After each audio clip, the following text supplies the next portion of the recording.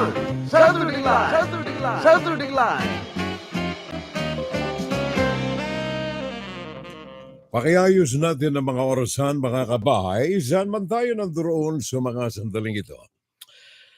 Ang oras natin sa Kingdom of Saudi Arabia, ganap ng ika-5 ng hapon. Samantalang sa London, ang oras natin ay ganap ng ika-3 ng hapon, mga kapitbahay. Diyan naman sa Hawaii, alas 4 ng madaling araw, alas 6 ng umaga sa Alaska, alas 7 ng umaga sa California, alas 11 ng gabi sa Japan, alas 12 sa Sydney, Australia. Diyan sa Pilipinas, ang oras natin ay ganap ng ika-10 ng gabi. Dito sa amin sa Estados Unidos, silangang bahagi, ika-10 ng umaga.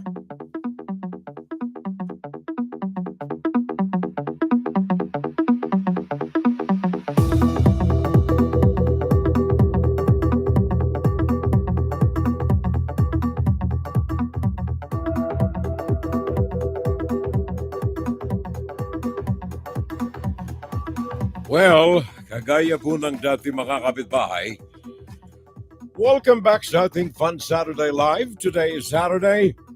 Napakabilis ng panahon natin. Ika-4 na ng buwan ng November 4. Malapit na naman ang araw ng Kapaskuhan. At sa loob po ng 3 oras, maghahatid tayo ng mga pangunahing mga balita for today, Saturday. Most important news of the week and breaking news of today, Saturday. Of course, ang ating usapan ngayon ay isisentro natin, don't boycott, but don't buy Chinese products. Paliliwanag natin kung bakit boycott at saka don't buy.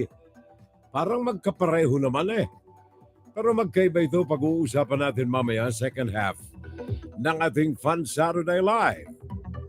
Bakit kailangang i-boycott? Anong mga kadahilanan? At sino ang dapat isama sa boycotting na ito? Mamaya, sa ating ikalawang bahagi.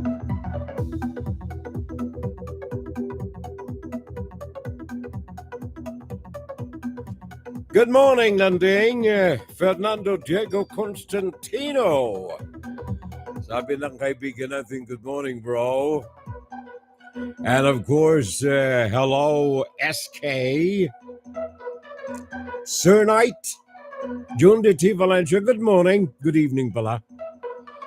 Naandyan siya sa Pinas. Viva Jesus, my friend. My brother Knight. June de T. Valencia. And of course, yung mga silent audience natin, especially kayo mga nandyan sa YouTube, good morning, good noon, and good afternoon. At sa ating mga friends at mga followers dito sa Facebook, gandang umaga po, magandang tanghali, magandang gabi sa lahat. Fiorel Salvo ang inyong kaagapay.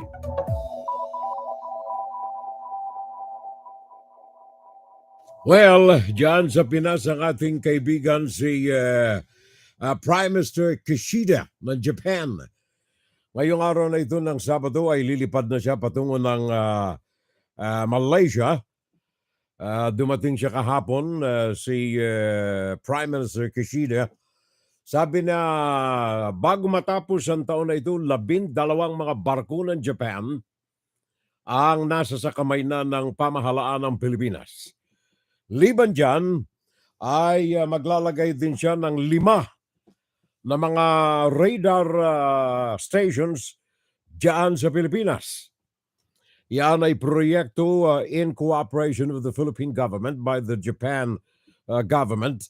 5 mga hiwa-hiwalay na mga radar stations dyan sa mga coastal areas sa Pilipinas. Kakaibat nitong bisita na ito ni Kishida dyan sa Pilipinas, mga kapitbahay.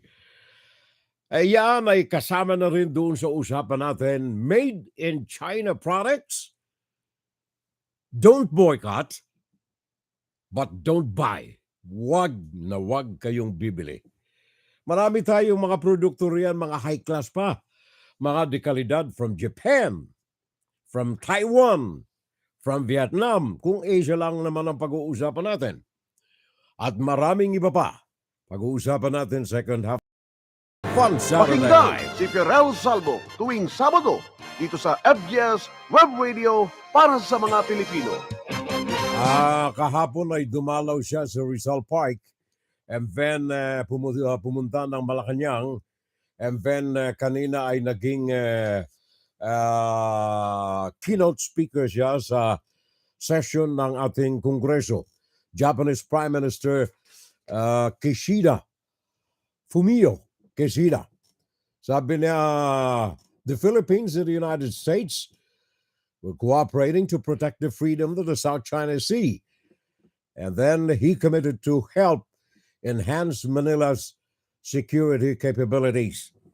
Kishida and President Ferdinand Marcos agreed yesterday, Friday, to start negotiations on a reciprocal troop access deal. Ano itong troop access deal na ito, mga kapitbahay? Yan ay parang itong ginawa ng Amerika dyan sa Pinas, na meron silang mga access areas na pwedeng paglagakan ng kanilang mga kagamitan para sa mga civilian and military purposes at the same time. So itong Japan at ang Pilipinas ay meron ding binabalangkas na kagaya nito. Kagaya ng Visiting Forces Agreement ng Amerika at kagaya ng paglalagak ng mga enhanced capability cooperation between two countries. Kaya itong Japan at ang Pilipinas, sabi nga ni Romeo Browner Jr., maaaring ito'y maganap sa lalong madaling panahon. Even the Defense Secretary ay nagpahayag na maaaring maging mabilis ang kasunduan na ito between the Philippines and Japan. Japan in March, buwan ng Marso, pumunta ang Japan dito sa Pilipinas kasama ang mga tropa ng Amerika at Australia bilang mga observer sa joint military drills na ginawa noong nakalipas na Marso and then also June. Nagkaroon ng training ng mga sundalo between the two countries. Puso ko sa bayan ko. Kaya maring Leonor Kurata ng Japan, you are lucky. Lalo na yung mga Pilipina nating nakapag-asawa ng mga Hapones, ha? Unang-una, ang mga Hapones ay mababait. Well, of course, sabi nga in every forest merong ahas. Pero yung mga Pilipina natin magagaling pumili ng mga makakasama sa buhay. Kagaya ni Leonor Kurata, naandyan siya sa Japan. Isa lamang ito sa mga kaibigan nating mga Pinoy na naandyan at dyan na naninirahan sa Japan and living happily forever and after. Yan si Leonor Kurata. Magandang umaga po sa lahat ng ating mga taga-subaybay. Sabi ni Maring Mirna Guillermo, my condolences again, Mir. And may enjoy the life still today and forever. Ayan kay Maring Mirna Guillermo ng Florida o kaya ng Chicago. Marami siyang mga apartments kasi ang kaibigan natin riyan . Thanks, Leonor Kurata, sabi niya, done sharing na. Maraming salamat. And of course, kay Baet Venturina. Good evening na lamang, sabi ni Baet. Maraming salamat. Tinig ng Pilipino para sa Pilipino. Maganda itong binigay na ito ng Japan . Kishida said Japan agreed to provide the Philippines with coastal surveillance radars, the first cooperation project in the world under its official security assistance program, aimed at helping boost deterrence capabilities of Tokyo's partner countries like the Philippines. Magaling ha? Yan ang sinasabi ko . Kaya yung 6 na taon natin na nasadlak tayo sa kamay ng mga pandurugas at pangluloko ng China, at least isang positive thing sa ilalim ni Ferdinand Bongbong Marcos Jr. ay itong pagbabago ng direksyon ng Pilipinas. Doon sa mga bulag, mga pepe at saka mga bingi, maaaring ito ay hindi ayon sa kanila. Pero doon sa tunay na mga patriotikong mga Pilipino, ika nga'y itapon natin ang mali, batikusin natin ang mali para mapakinggan ang mga pagkakamali, pero bigyan natin magpapahalaga ang tama. Kagaya nito. Wala, napakaganda nito eh. Napakaganda nitong proyekto na ito na baling natin sa mga posibleng mga tulong na may pagkakaloob ng mga bansang demokratiko. That's the most important word eh. Demokratiko. Sabagat ang mga komunista, wala hong isang salita ang mga yaan eh. From Russia to China to Korea, North Korea, walang mga isang salita eh. Kagaya na lamang ng pandurugas ni Xi Jinping kay Rodrigo Duterte. Hanggang ngayon, dinarama pa, nararamdaman pa, at pinaghihirapan pa ng mga Pilipino riyan sa bansa. Di ba, Tinens? Oh, tanungan mo ang kapatid ko riyan, dyan sa Legazpi. Di ba? Ang mga nabenefisyuhan lamang nitong panunungkulan ng 6 na taon ni Rodrigo Duterte yung Davao. Sabagat nandoon yung kanyang anak. Magkaroon ka ba naman ng kahit na yung pag-usapan na lamang yung confidential at saka intelligence fund, may talo pa nito yung Quezon City, yung Makati, yung Manila, sa paggastos ng confidential fund. I don't know kung nagastos ano. Baka ito'y napunta sa kung saan. Mataka mo 460 million as against 100 million sa Quezon City, 120 sa Maynila, 70,000, 700,000 sa Makati. Magtakay mo yung mga ganyan, ano ha? Parang Bonifacio Año Nuevo, magandang hapon, Furel. At sa lahat ng ating mga kakampeng, galing ang kumpadre natin riyan sa Riyadh. Pakinggan si Pirel Salvo tuwing Sabado dito sa FGS Web Radio para sa mga Pilipino. By the way, mga kabitbahay, meron hong sabi ng Defense Secretary natin, medyo na misquote si General Romeo S. Browner Jr., ang pinuno ng Armed Forces of the Philippines, na kung saan ang lumalaganap ngayon ng mga balita, today, Saturday, anong oras na riyan sa Pilipinas? 10:12 ng gabi sa Pilipinas. Simula kanina, in fact, kagabi, diyan sa Pinas, may lumalaganap na mga balita na merong destabilization plot laban sa administrasyon ni Ferdinand Marcos Bongbong Jr. Mabilis na ito ay niliwanag ng ating mga nasa Defense Department, General Romeo Browner Jr. Ayon dito sa ilang mga lumalaganap na balita ay merong nagaganap ngayon sa mga retired generals na destabilization campaign labang kay Bongbong Marcos. Ang isa sa mga napagkausapan namin dito kanina, kagabi, sa pakikipag-ugnayan natin sa ating mga kapatid sa hanabuhay, ito ay gawa-gawa o kaya pinalalaganap noong mga vloggers at saka mga anong tawag niyan? Hindi vloggers eh. Mga mga spammers at saka yung mga nasa trolls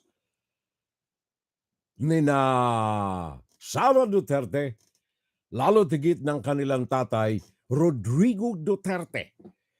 Kung matatandaan ninyo, last week, tinalakay natin dito yung mga pahayag ni Duterte na nananawagan siya pag hindi inilabas ang statements ng Kongreso, pinakambulok na sangay ng gobyerno sa Pilipinas, sabi ni Rodrigo Duterte, alam ko yan. Kasi galing ako riyan. Sabi ni Duterte last week.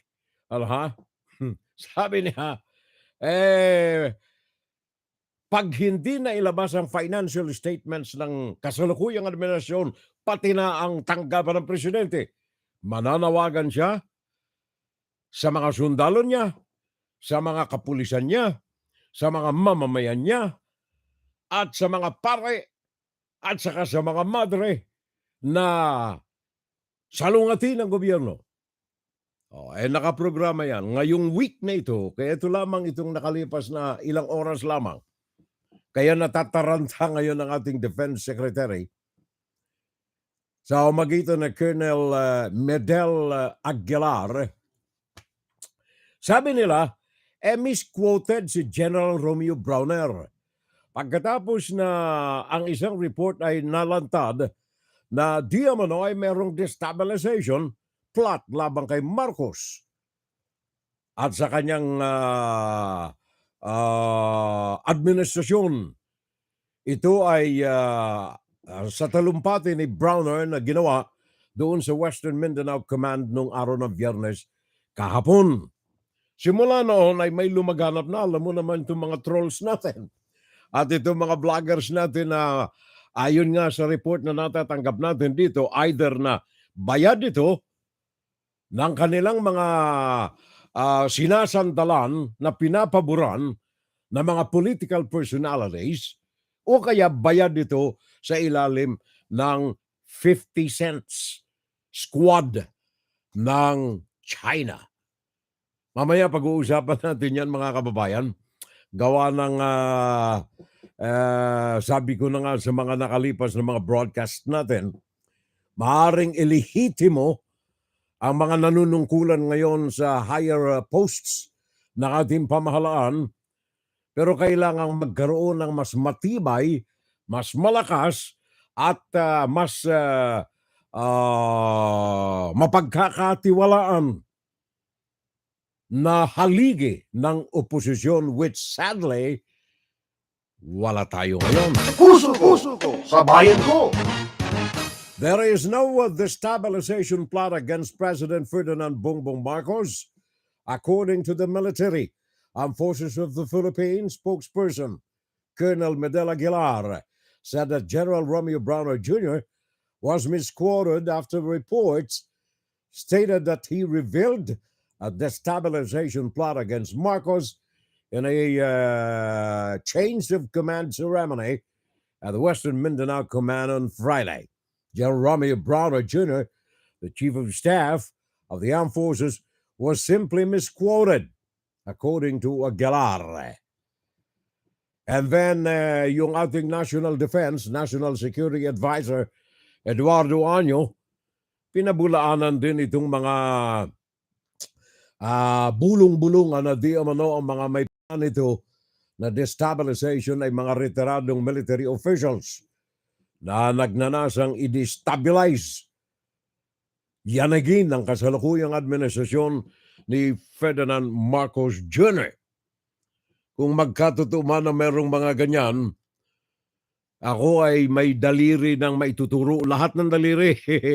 5 daliri ko, ituturo ko na isa sa China at saka yung mga Manchurians dyan sa Pilipinas at saka yung mga makapili dyan sa Pilipinas. Pakinggan si Ferel Salvo tuwing Sabado dito sa FBS Web Radio para sa mga Pilipino. Maring Mirna, thank you very much as always. I am honored to receive your encouragement and inspiring words that strengthen me to be a fighter. I would like to share through your program my gratitude and never-ending love to you and to June D. Sabi ni Mirna Guillermo. Thanks, Mir. Maraming salamat and good evening po. Sabi ni Elizabeth Leorene. Thank you, Beth. Maraming salamat. At saka kay Bait Venturina. Malawag, ano ito? Malawag na turnilyo ni Digong ng Davao. Maluwag na ang tornilyo ni Digong, sabi ni Baet Venturina. Magandang hapon, Fiorel, at sa lahat ng mga kakamping natin. Sa amin ni paring Boni Año Nuevo. And then, thank you sa lahat. At saka yung mga silent audience natin dyan, mamaya ay bubuksan natin itong ating iPhone. Hindi kasi lumalabas sa aking computer yung mga silent audience natin eh. Dito lamang sa aking iPhone eh. Kaya kailangan medyo konting panahon na pindot dito, pindot riyon. Buti na lamang meron tayo mga iPhone ngayon na mga pindot-pindot na lamang, ano? Oo, masarap kasi yung pindot ka ng pindot eh. Di ba? Mas masarap yung pindot ka lang ng pindot eh. Andali, asan ba ako rito? Ito. There you are. Pindot dito, pindot riyan eh. Let me see, meron ba akong nakaligtaan sa unahan? Baet, okay, wala na. Oh, ang pare ko eh, dyan sa Canada. Oo, ang kumpare ko dyan sa Canada, si pareng, let me see, nawala ang pare ko eh. Nawala nga. Bakit ano nangyari? Kanina nandyan yung kanyang pangalan. Biglang nawala. Rodolfo Rania Eusebio. Ang ating tinutukoy kanina biglang nawala eh. 20 mga Pilipino, yung ating mga OFWs, ang ngayon ay lumabas na ng Gaza Strip ayon sa report ng Department of Foreign Affairs. At ito ay sa magitan ng Rafah border. Ngayong araw lamang na ito ng Sabado, ang mga inuuna ko mga kapitbahay ay mga breaking news. I don't know kung ito'y naandyan na sa mga radyo natin sa bansa, sa Pilipinas. Ang mga ito ay ngayon lamang mga lumalabas. Ito ang aking mga inuuna sa kapakanan noong mga nagmamadali na makapakinig ng ating mga broadcast, ng ating mga balita, para naman makagawa sila ng mga gawain nila sa araw na ito ng Sabado.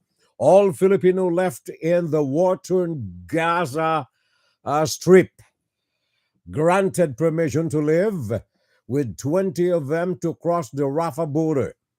Ito'y patungo ng Egypt ngayong araw na ito ng Sunday, dyan sa Middle East, dyan sa Israel. Ayon ito sa Department of Foreign Affairs, sa isang text message na natanggap natin din sa magitan ng kanilang X. Yan ang X, Twitter nung araw. Ang DFA, Undersecretary Eduardo de Vega, ay nagsabi na nabigyan sila ng balita kagabi, araw ng Biyernes, na mga Pilipino na ito ay pinayagan ng makaalis ng Gaza papunta ng Egypt sa magitan ng pintuan sa Rafah. There is approval for all 134 left, but they will be allowed to live in batches. Ayon ito sa kalatas Twitter ng Department of Foreign Affairs. Si De Vega ay nagsabi 20 mga Pilipino ang ngayon ay nakalabas na. Hindi pa pala, lalabas bukas Sunday. At ito ay susundan ng another 30 pagkatapos na mailabas ang unang 20 mga Pilipino sa magitan ng Rafah by tomorrow, Sunday. Yan ang ating mga unang mga atas na balita. Report!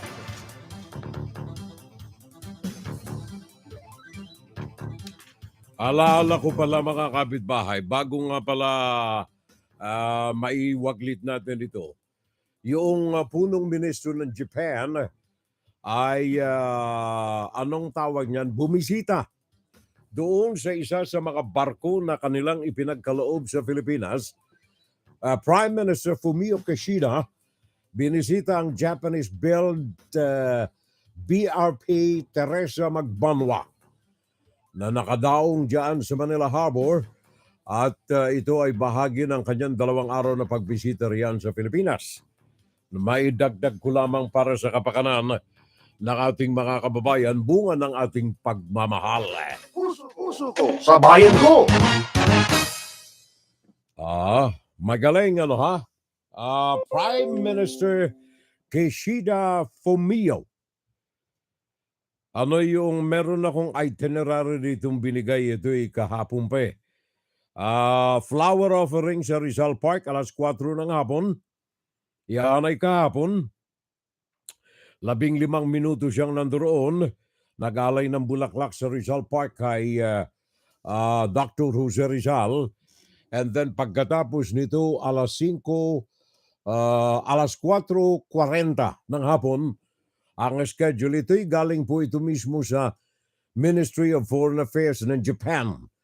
Itong aking mga binabasa rito, ito yung official na itinerary and schedule ni Japan Prime Minister Kishida Fumio. Flower offering at Rizal Park alas 4 ng hapon. Meeting with Japanese business representatives alas 4:40 ng hapon. Japan-Philippine Summit meeting. Ito with President Ferdinand Bongbong Marcos Jr. at the Office of the President in Malacanang alas 6:25 ng hapon kahapon. Pangatlo si schedule official ni Prime Minister Kishida. And then dagdagan natin ng mga balitang yan. Pakinggan natin itong si let me see, Joyce Balancio ng ABS-CBN. Dumating nga si Japanese Prime Minister Fumio Kishida at ang kanyang may bahay dito sa Pilipinas. 2 araw sila nandito sa bansa kung saan kasama sa naging schedule ng Japanese Prime Minister ang bilateral meeting kasama si Pangulong Ferdinand Marcos Jr. at ang mga miyembro ng kanilang gabinete. Tulad ng ibang leader na bumibisita sa Pilipinas, nag-alay si Prime Minister Fumio Kishida ng bulaklak sa monumento ni Jose Rizal sa Maynila. Kasunod nito, dumating siya sa palasyo bandang alas 6 ng gabi. Sinalubong siya ni Pangulo Ferdinand Marcos Jr., First Lady Liza Araneta Marcos at ilang miyembro ng gabinete at binigyan ng arrival honor sa Kalayaan Grounds bago siya pumasok sa Malacanang. Pumirma si Kishida sa guest book sa palasyo sa reception hall at tumuloy kasama si Pangulo Marcos sa isang bilateral meeting. Una nang sinabi ng Malacanang na nakatakdang pag-usapan ng dalawang leader ang ilang issue tulad ng West Philippine Sea, trade at investment at maging ang official development assistance ng Japan sa Pilipinas. Nauna nang bumisita si Pangulo Marcos sa Japan nitong Pebrero kung saan nakakuha ang bansa ng nasa 31 billion US dollars na halaga ng mga kasunduan. Sa nagaganap nga na bilateral meeting kasama si Pangulong Ferdinand Marcos Jr. at si Japanese Prime Minister Fumio Kishida ay parehas nagpahayag itong dalawang leader ng kahandaan na palalimin pa ang ugnayan at kooperasyon ng dalawang bansa. Yung Japanese Prime Minister naman na si Fumio Kishida nagpaabot ng pakikiramay sa mga Pilipino na namatay at naipit sa giyera sa pagitan ng Israel at grupong Hamas. 日本とフィリピンは共に海洋国家であり、基本的な原則や価値を Japan and the Philippines are both maritime nations and strategic partners sharing fundamental principles and values. And as the international community faces complex crises, we would like to strengthen our cooperation with the Philippines to maintain and strengthen a free and open international order based on the rule of law to ensure a world where human dignity is protected. Thank you. So yun ang ating maliit na bahagi ng balita sa pagbisita ni Prime Minister of Japan to the Philippines. Sunday, aalis ito papunta ng Malaysia. Now, bago pa man nagkaroon ng usapan, si Prime Minister Kishida at saka President Bongbong Marcos, si PNP Chief Romeo Browner Jr. at saka si Jay Batungbakal, ay umasa na mapag-uusapan itong agreement, RAA. Ito yung tinatawag na Reciprocal Access Agreement. Na ayon nga sa naibalita na natin kanina, ilan nga sa mga napag-usapan sa official talk between Japan and the Philippines sa magitan ng kanilang mga pinuno. Ito ho ang balita tungkol dyan kina Bronner. Inaasahang tatalakayin din ang kooperasyon ng dalawang bansa sa iba't ibang usapin tulad ng political at security cooperation, maging ang economic at people-to-people relations. Umaasa naman si Armed Forces of the Philippines Chief of Staff General Romeo Browner Jr. na sa pagbisita ni Kishida maisasapinal na ang Reciprocal Access Agreement o RAA sa pagitan ng Pilipinas at Japan. Kahalintulad ito ng Visiting Forces Agreement o VFA ng Pilipinas at Amerika at ang status sa Visiting Forces Agreement o SOFVA katuwang naman ang bansang Australia. Ang mga kasunduang tulad nito ang nagbibigay daan para makapasok sa Pilipinas ang mga banyagang sundalo para sabay sila makapagsanay at makapagpalitan din ng military equipment at asset. We're hoping that the Visiting Forces Agreement will be signed already so that the Japanese forces can come to the country to trade with us.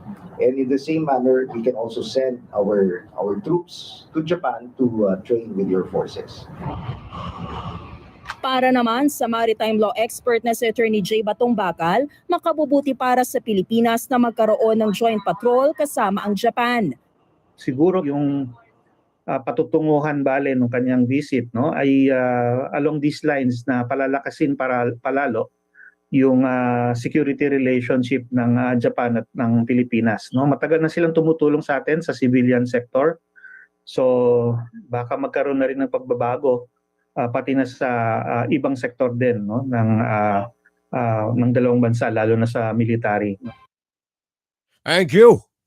So napakinggan ninyo yung balita na yan na actually kagabihan kaya hindi pa alam noong dalawa ni General Browner etong tungkol dito sa RIA. Ang mga yan ay napag-usapan pero hindi pa napermahan. Ang isang napermahan, by the way, paring Bone, it's good that PBBM had appointed a new Secretary of the Department of Agriculture. Pag-uusapan natin maya ng kaunti. Paring Soka Friend de Merano, good morning, Furel. I'm watching here sa Glendale, sa California. Ang ating kaibigan riyan. Paring Sok Efren de Merano.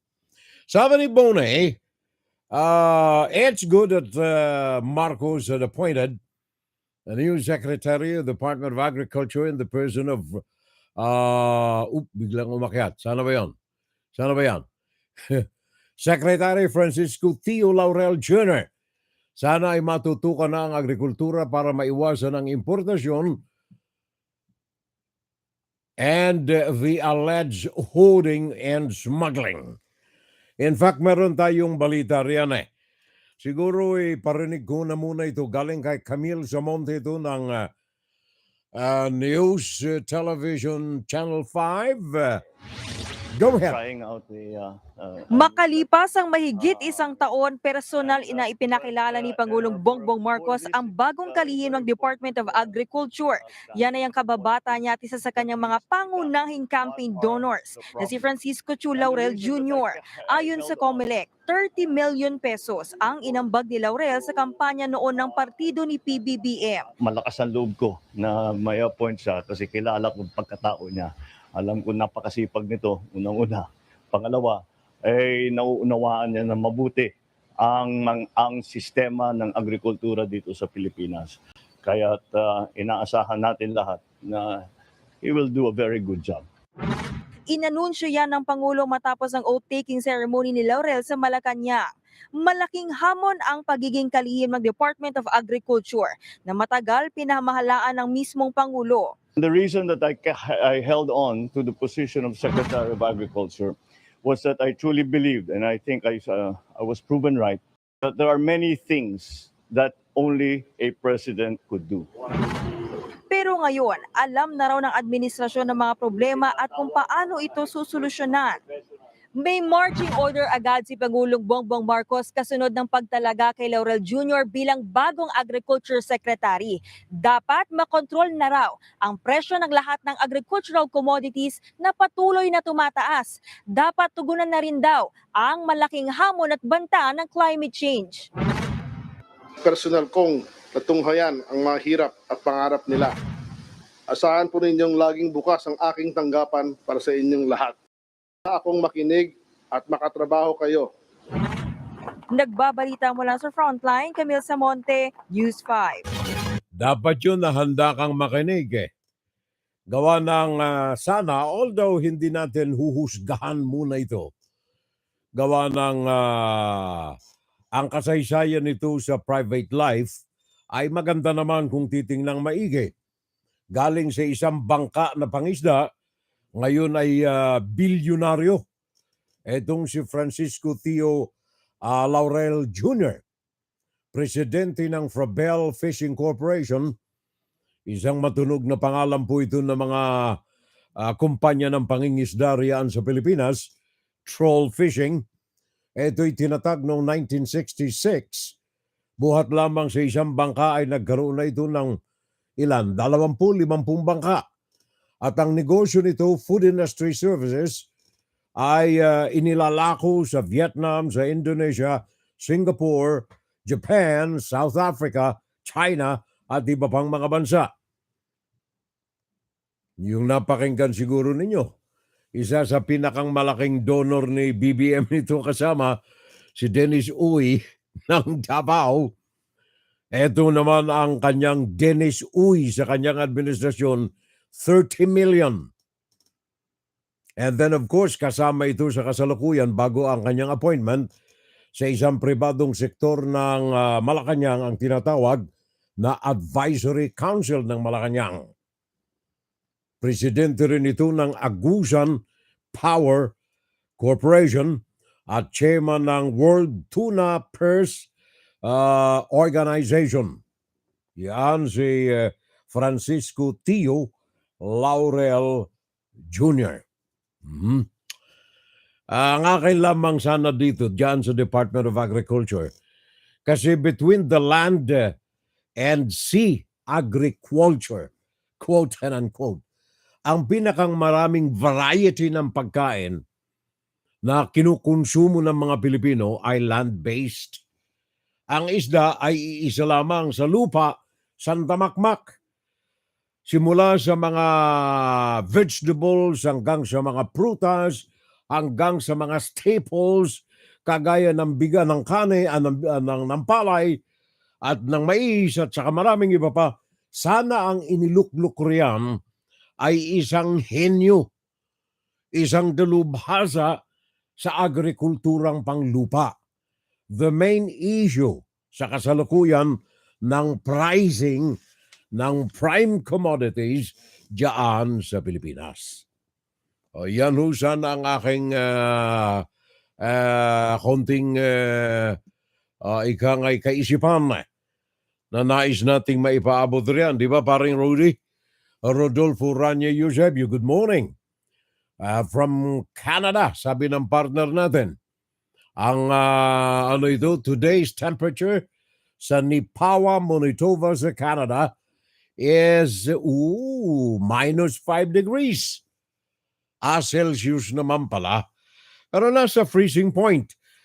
Minus 5 degrees, sabi ni paring Rudy, 23 degrees Fahrenheit. Diyan sa Canada, sa kanyang lugar, sa Nipawa, Manitoba. Salamat na lamang daw at tumigil muna ang snowfall, kaya nakapagpahinga siya sa pagpapala. Akala ko pagpapala ng Diyos Pagpapala para. Napakalayo na talaga namin noong kaysa ngayon. Noon ay papipihit-pihit pa lamang. Ngayon ay papindut-pindut na. Tama ka, Mariko. Nung panahonan ko nga hindi pa pihit-pihit Nung kapanahonan ko paikot-ikot. Remember yung 78 RPM. Yun ang panahon ko, paring Rodolfo Ranye Eusebio. Nung panahon ko ay paikot-ikot. 78 RPM o kaya 33 o kaya 45. Pagkatapos inabot ko na yung kaset. Doon pasalpak-salpak na at saka papindut-pindut. Ngayon puro pindut At itong telepono ko, papindot-pindot na lamang eh. Aray ko Rodolfo Rania Eusebio. Greetings sa lahat ng mga kamag-anak mo riyan. Diyan sa Canada, anong lugar ito? Nipawa? Asan na ba yan? Oh, Nipawa, Manitoba sa Canada. And then si paring Raul Villanada, good morning. Ano kaya ang assignment nito kay Manay? O assignment ni Manay sa kanya? Sabi ni paring Raul Villanada, good morning, Furel. At sa lahat ng ating FSL community, it's cold. 57 degrees dito sa amin sa Durham, North Carolina. Brushing all the remains of autumn leaves. Pare ko, ako rin eh. Kahapon sa likod, sa aming maliit na espasyo sa likod, pinag-iisipan ko kung aalisin ko na yung gazebo o hindi eh. Siguro tatakpan ko na lamang ng malaking trapal. Ay hirap tanggal-tanggalin yan eh. At saka nagwalis tayo. Wala pang kalahati yung dahon na naalis natin kahapon. Pareho lang tayo, pare ko eh. Yun ang sakit ng winter. Ang pagkakalbo ng mga kahuyan at mga halaman, napakalaking perwisyo sa mga nagwawalis na mga ama ng tahanan. Durham, North Carolina. Sabi ni paring Raul Villanada. And then, it's a miracle, boss. Ang nagluto ngayon ng aming champurado at saka ng dilis. Malaking kababalaghan. Sabi ni paring Raul Villanada. Yung kanyang may bahay daw ang nagluto ng champurado eh. Yung kanyang may bahay. Kami rito ay 50 degrees, pare ko eh. Kung ikaw riyan ay anong temperature mo nga? 57? Nangangaykay ka na sa lamig, ano? Kami rito ay 50 degrees sa New Jersey, New York area. 50 degrees Fahrenheit, paring Raul Villanada. Kick Mendoza, matching from Czech Republic. Pakibati man po ang kilusan kontra China at ang perfect circle and a license to speak. Ano ito paring kicks? Tatlong hiwa-hiwalay na mga organisasyon itong mga ito o mga grupo ng Facebook. Ang alam ko lamang itong kilusan kontra China. Pag-uusapan natin mamaya. Ito ay kilusan na dapat pasimunuan ng kilusan kontra China. Huwag i-boycott, pero huwag bumili na mga made in China products. Sa ikalawang bahagi natin yan, paring Kix Mendoza. And then, etong kaibigan ko matagal na naglamyerda kung saan-saan. Nakaligtaan tayong panoorin sa ating Fun Saturday Live for a long, long time. Medi Foster Loza. Magandang araw po sa lahat. Sabi niya, raining rockets here. Manoy, saan ka? Nasa Israel ka ba, Marikoy? Medi Foster Loza. Kung diyan daw sa Manitoba sa Canada ay bumabagsak ang snow, doon kay Medi Foster Loza, sabi niya, raining rockets here, Manoy. Ingat ka riyan, ha? Ingat ka riyan, Marikoy. Sa Israel, nandoon si Mari natin, Medi Foster Loza, diyan sa Israel. Pakinggan si Philip Salvo tuwing Sabado dito sa FBS Web Radio para sa mga Pilipino. Naalaala ko tuloy, Maring Medi, ang DSWD, Department of Social Welfare and Development, ay nagpahayag kanina lamang na yung ika-4 na pangkat ng 64 na mga overseas Filipino repatriates, kasama na ang 2 babies, ay tinanggap ng DSWD sa magitan ng kanilang programa, Program Management Bureau. Sa magitan ng direktor nito, Meramel Garcia Laksa, kasama ang iba pang mga government officials, sinalubong ang mga ito sa Ninoy Aquino International Airport. Kaya lamang, binigyan din nito ng 10,000 nga pala. Binigyan ng 10,000. Kaya lamang, merong ilang mga Pilipino ang bumalik sa loob ng kalagitnaan ng gera doon sa Gaza. Meron tayong report dito, dagdagan natin ito, galing kay Justine Punzalan, News 5. Pagod pero masaya. Ito raw ang nararamdaman ng 6 na OFWs mula Lebanon na nakauwi na sa Pilipinas kaninang umaga. Sila ang ikalawang batch ng mga OFW mula Lebanon na piniling mag-repatriate dahil sa tensyon sa pagitan ng Israel at Lebanese militant group na Hamas. Matinding trauma raw ang naranasan nila sa sigalot sa southern border ng Lebanon dahil sa palitan ng putukan sa pagitan ng Israeli forces at Hezbollah. Halos every week may bombahan po kasi yung place ko po is place ng mga Palestinian. Kaya kung minsan nagbabangayan sila po, kahit kulog ko, akala ko na bomba na po eh. Hindi na po ako makatulog, iyak na po ako ng iyak. Nakataas ang alert level 3 sa Lebanon. Voluntary repatriation ang ibig sabihin nito. Makakatanggap ng financial at livelihood assistance, test na scholarship at psychosocial counseling ang mga Pilipinong repatriated nasa bansa. Ayon sa Department of Migrant Workers, bagamat tuloy-tuloy ang pagpoproseso nila sa mga gusto pang umuwi sa Pilipinas, natatagalan ang pagpapauwi sa mga OFW. The Lebanon domestic workers, mga kasambahay ang karamihan ng OFWs na nando doon. Kaya kailangan na kausapin na masinsinan yung employers. And then, pangalawa, yung flight bookings. Mahigit 100 Pilipino pa raw ang gusto na rin magpa-repatriate sa Pilipinas. Sa tala ng gobyerno, nasa 17,000 ang mga Pilipino sa Lebanon. Problema rin daw ang mga undocumented na mga manggagawang Pilipino sa Lebanon. Ang nagiging problema, paano kang hanapin? Kasi nga, hindi kagaya ng documented, kompleto ang iyong papeles, kompleto kami, nakikita namin kung nasan ka. Sa parating na Lunes at Martes naman, darating ang 50 repatriates mula sa Israel.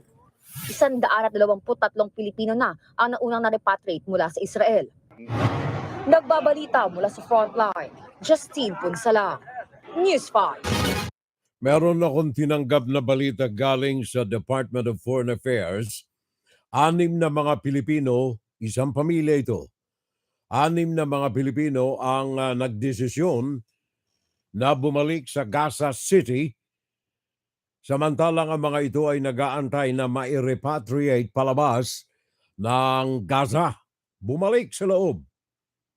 Sa kung anong kadahilanan, yan ang inaalam pa ng ating kinatawan ng DFA. Also, napag-alaman natin, si Ambassador Wilfredo Santos ay nagsabi na meron pang contact na nagawa sila sa 87 mga Pilipino sa loob pa rin ng Gaza. And then, itong embahada natin ng Pilipinas sa Amman, Jordan, ang siya pong nagpoproseso ng lahat ng mga papeles na kailangan para mailigtas ang mga Pilipino natin sa Gaza sapagat ang embahada na ito ang may jurisdiksyon sa mga Pilipino sa loob ng Gaza. Yan ay pinapaalala po lamang natin para sa kapakanan ng ating mga kababayan. And also, yung caregiver na ayaw iwanan ang kanyang amo na 70 taong gulang na napatay ng mga Hamas sa panahon ng pananalakay nito at massacre day nito sa loob ng Israel. Si Angeline Aguirre ay naibalik na ng Pilipinas. Meron tayong report pa rin dito, Pakinggan natin sandali, karagdagan, galing ito kay Rainiel Pawid ng News Television 5. Hindi na napigilang maging emosyonal ng pamilya ni Angeline Aguirre nang makita ang kabaong ng Pinay caregiver sa Ninoy Aquino International Airport. Tumanggi munang magbigay ng pahayag ang pamilya. Si Aguirre ang isa sa 4 na Pinoy na nakumpirmang nasawi sa bakbakan ng Hamas at Israeli forces. Nagtago ang Pinay caregiver at kanyang 70 anyos na employer sa isang bomb shelter. Nagawa niya pang magpadala ng voice message noon sa kanyang pamilya nang pasukin ng Hamas ang pinagtataguan. Pero kahit may pagkakataong tumakas, hindi iniwan ni Aguirre ang kasamang senior citizen sa gitna ng digmaan. Ang pagiging makatao at hindi matatawarang serbisyo ni Aguirre ang siyang kinabiliban ng Jerusalem. Tinawag ding bayani ng Israeli government ang Pilipina. Tiniyak naman ng Overseas Workers Welfare Administration o OWA na sasagutin nila ang gasto sa pagpapalibing. So pati yung kapatid niya na may sakit, tinulungan na rin natin sa gamot. Medyo may diferensya yung mata ng kapatid niya. Pati yung isang kapatid niya na midwife, yung trabaho, hinanapan na natin. Nangako rin ng Israeli government ng habang buhay na tulong pinansyal sa naulilang pamilya. Meron pa itong monthly na tatanggapin na habang buhay. Ina-assess natin is from 94,000 to 134. Yun ang binigay na information ng government ng Israel. Sa Lunes, nakatakda namang iuwi sa bansa ang labi ng isa pang Filipino casualty sa Israel na si Grace Cabrera. Nagbabalita mula sa frontline, Rainiel Pawid, News 5. Thank you very much, Rainiel. Maraming salamat. Meron pa ako ngayon na turntable, yung paikot-ikot technology. At saka mga plaka at gumagana pa talaga. Kaya namili ako ng plaka dito, mga LPs. Marami ako nito, pare koy. Nung umalis kami ng Maynila, isang kwarto ng bahay namin dyan sa Parañaque, ay pinadlock namin para lamang doon sa mga souvenirs ko. From DCGE sa Naga to DZHN TV5 sa Naga to DZXL sa Manila, nakaimbak hanggang ngayon dyan sa kwarto sa Naga sa Manila. Ganyan tayong magmahal sa ating profession, pare ko, di ba? Rodolfo Rania Yusa. Nabanggit ko tuloy itong Naga. Naga. The Philippine National Railways, pare ko, Rudy, ang PNR ay muli na namang bubuksan officially by December 25, araw ng Christmas, ang commuter train from Legazpi to Naga and then Sipukot. I don't know kung i-extend ito patungo ng Ragay. But the news report na tinanggap natin from PNR, naalala ko tuloy si Mr. Palafox nung araw sa PNR. Mr. Palafox ng PNR. Isa tayo sa mga panauhing pandangal nung araw nung inintroduce ng matandang Marcos yung Maharlika. Maharlika luxury train to Legazpi from Manila. Ngayon, ang Philippine National Railways, Naga to Legazpi, Bicol Region, muling reopening sa Christmas Day. At ito ay kung matatapos daw, meron pa palang kung, akala ko tuloy kung matatapos ang tulay na kinukumpini between Naga at saka Legazpi. Ayon ito sa General Manager ng Philippine National Railways, Jeremy Regino. Naalala ko nung araw, Baltasar Aquino, DPWH. Etong PNR, tayong mga Bicolano riyan, paring Ronyo, paring Rudy. Yung PNR, napakaganda and main transport system ng mga Bicolano nung araw. Naalala ko pa nung araw yung anong tawag niyan, yung dibagul. Ang tawag namin dibagul Gawa ng yun yung anong tawag na steam engine. There you are. Steam engine. Ang unang-unang tren na nasakyan ko from Naga to Manila nung araw, mga 1950s. Naalala ko pa ang suot mong t-shirt sa Naga, pagbaba mo ng Paco Station ay kulay dilaw na. Sa itim ng usok. Ngayon, yung servisyo riyan ng tren, ito'y katok natin sa ating mga opisyal ng gobyerno. Doon natin ang pansin sa bakat ang World Bank mismo, isa sa mga ikinasisiphayo ng World Bank sa pagbibigay ng pautang sa Pilipinas ay ang kakulangan ng sapat na perukaril, transport na sistema sa bansa. Dahilan ito kung bakit concentrated sa Metro Manila ang urban development sa bansa.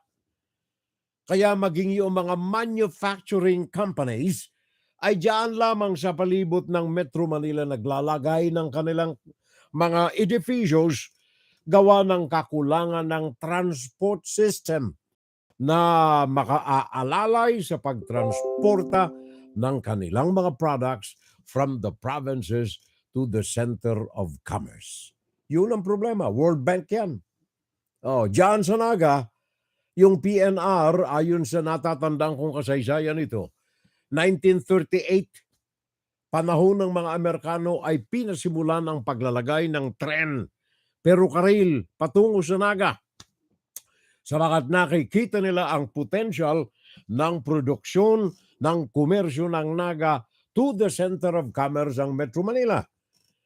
1938, official na binuksan ni Manuel L. Quezon ang sangay na ito ng tren noong Mayo 8, 1938. And then in-extend ito Legazpi 85 years ago. In-extend from Naga to Legazpi, Manila.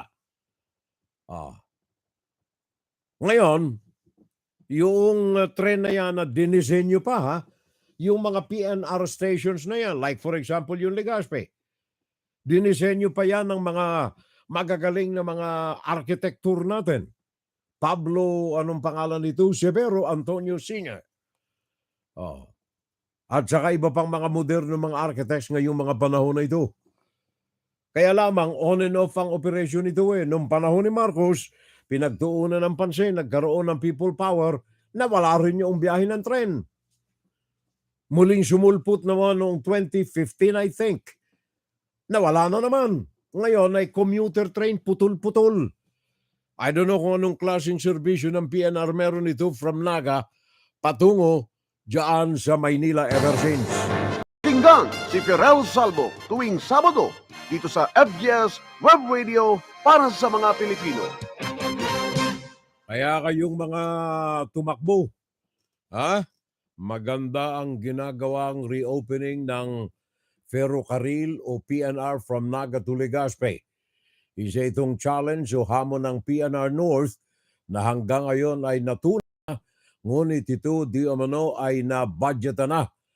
Alam mo, yung una kasing usapan riyan, etong si Xi Jinping na balasubas na nangangako ng wala, nangangako ng puro hangin, at nagkaroon naman tayo ng presidenteng nakalipas na 6 na taon na tinanggap ang kagaguhan ng China at inakap ng walang kapararakan ng China, naniwala sa mga hanging buladas na diskaril ang tren sa Naga. Na-diskaril. Pinangakuan ng China, gagawin ito, bigyan ng finances. Kasama na yung Mindanao, kasama na yung Davao, wala nangyari. Ngayon, sabi ni BBM, ibura na ito, tapo na lahat. Ang secondary, ang alternatibo riyan ay Japan. Kaya bumisita si Prime Minister John sa Pilipinas, hopefully, kasama sa mga pinag-usapan ang rehabilitation ng PNR. Kaagapay ng North Improvement, ang South Improvement, pare ko, Rodolfo Rania Eusebio. Good morning, Furel. I'm here sa Clovis, California to attend my grandson baptism. Sabi ni paring Edgar Allen Kalingking. Thank you At saka kayo Raymond Laguerre. Maraming salamat. Kaya ngayon, sabi ko nga kanina, yung mga sumabak sa napakatahimik na halalan. Sabi ng Comelec yan, tahimik daw yung nakalipas na halalan ng BSKE. Tahimik. Pero 19 lang naman ang patay. 19 lang naman ang patay. Oo, at saka 256 ang kaso naman ng mga karumal-dumal na mga activities nitong nakalipas na eleksyon. Pero tahimik, sabi yan ng Comelec Commissioner. Sabi nila, tahimik naman, pero, suspendido muna yung proklamasyon ng may 101 na mga nanalo. Sabi ito ni Garcia, Comelec Commissioner, tahimik eh. Walang karahasan eh. Tahimik ang nakalipas na eleksyon, liban na lamang sa napatay na 19 at saka yung mga involved na mga criminalities, 256 lang naman. Tahimik eh. Walang karahasan eh. Kaya nga ba't suspendido muna yung proklamasyon ng may 101 na mga nahalal na mga tumakbo sa BSKA 2023 election. May 101 at Madeline isang Villar, kandidato sa ginanap na Moratillo. barangay at sangguniang kabataan elections ang hindi pa rin magkakaupo kahit nanalo, matapos suspindihin ng Commission on Elections ang kanilang proklamasyon. Ayon kay Comelec Chairman George Garcia, nasa 253 kandidato ang sinuspindi nila ang proklamasyon habang nakapending pa ang kanilang mga kaso sa komisyon. Ito ay matapos silang masampahan ng disqualification petition sa Comelec dahil sa premature campaigning, illegal campaigning at vote buying. Sinuspend natin yung proclamation. Buti nga nagbigay si Secretary Bernhard ng 3 linggo, at least meron kami 3 linggo na pwede namin ma-resolve with finality yung mga cases. Lalo na yung 101 na nanalo. Sa Region 6 naman, may 200 kandidato ang nagtay ang resulta. Kaya para malaman kung sino ang nanalo, idinaan sa draw lots at toss coin. Karamihan sa kanila ay sa posisyon ng pagkabarangay kagawad. Ipinagmalaki naman ng Comelec na kumpara sa mga nagkalipas na BSKE, mas mabilis ang resulta ngayon 2023. Sa pagtaya ng Comelec, posibleng umabot sa 76% ang voter turnout ngayong taon. Batay na rin sa mga natanggap nilang datos mula sa iba't ibang Comelec offices sa buong bansa.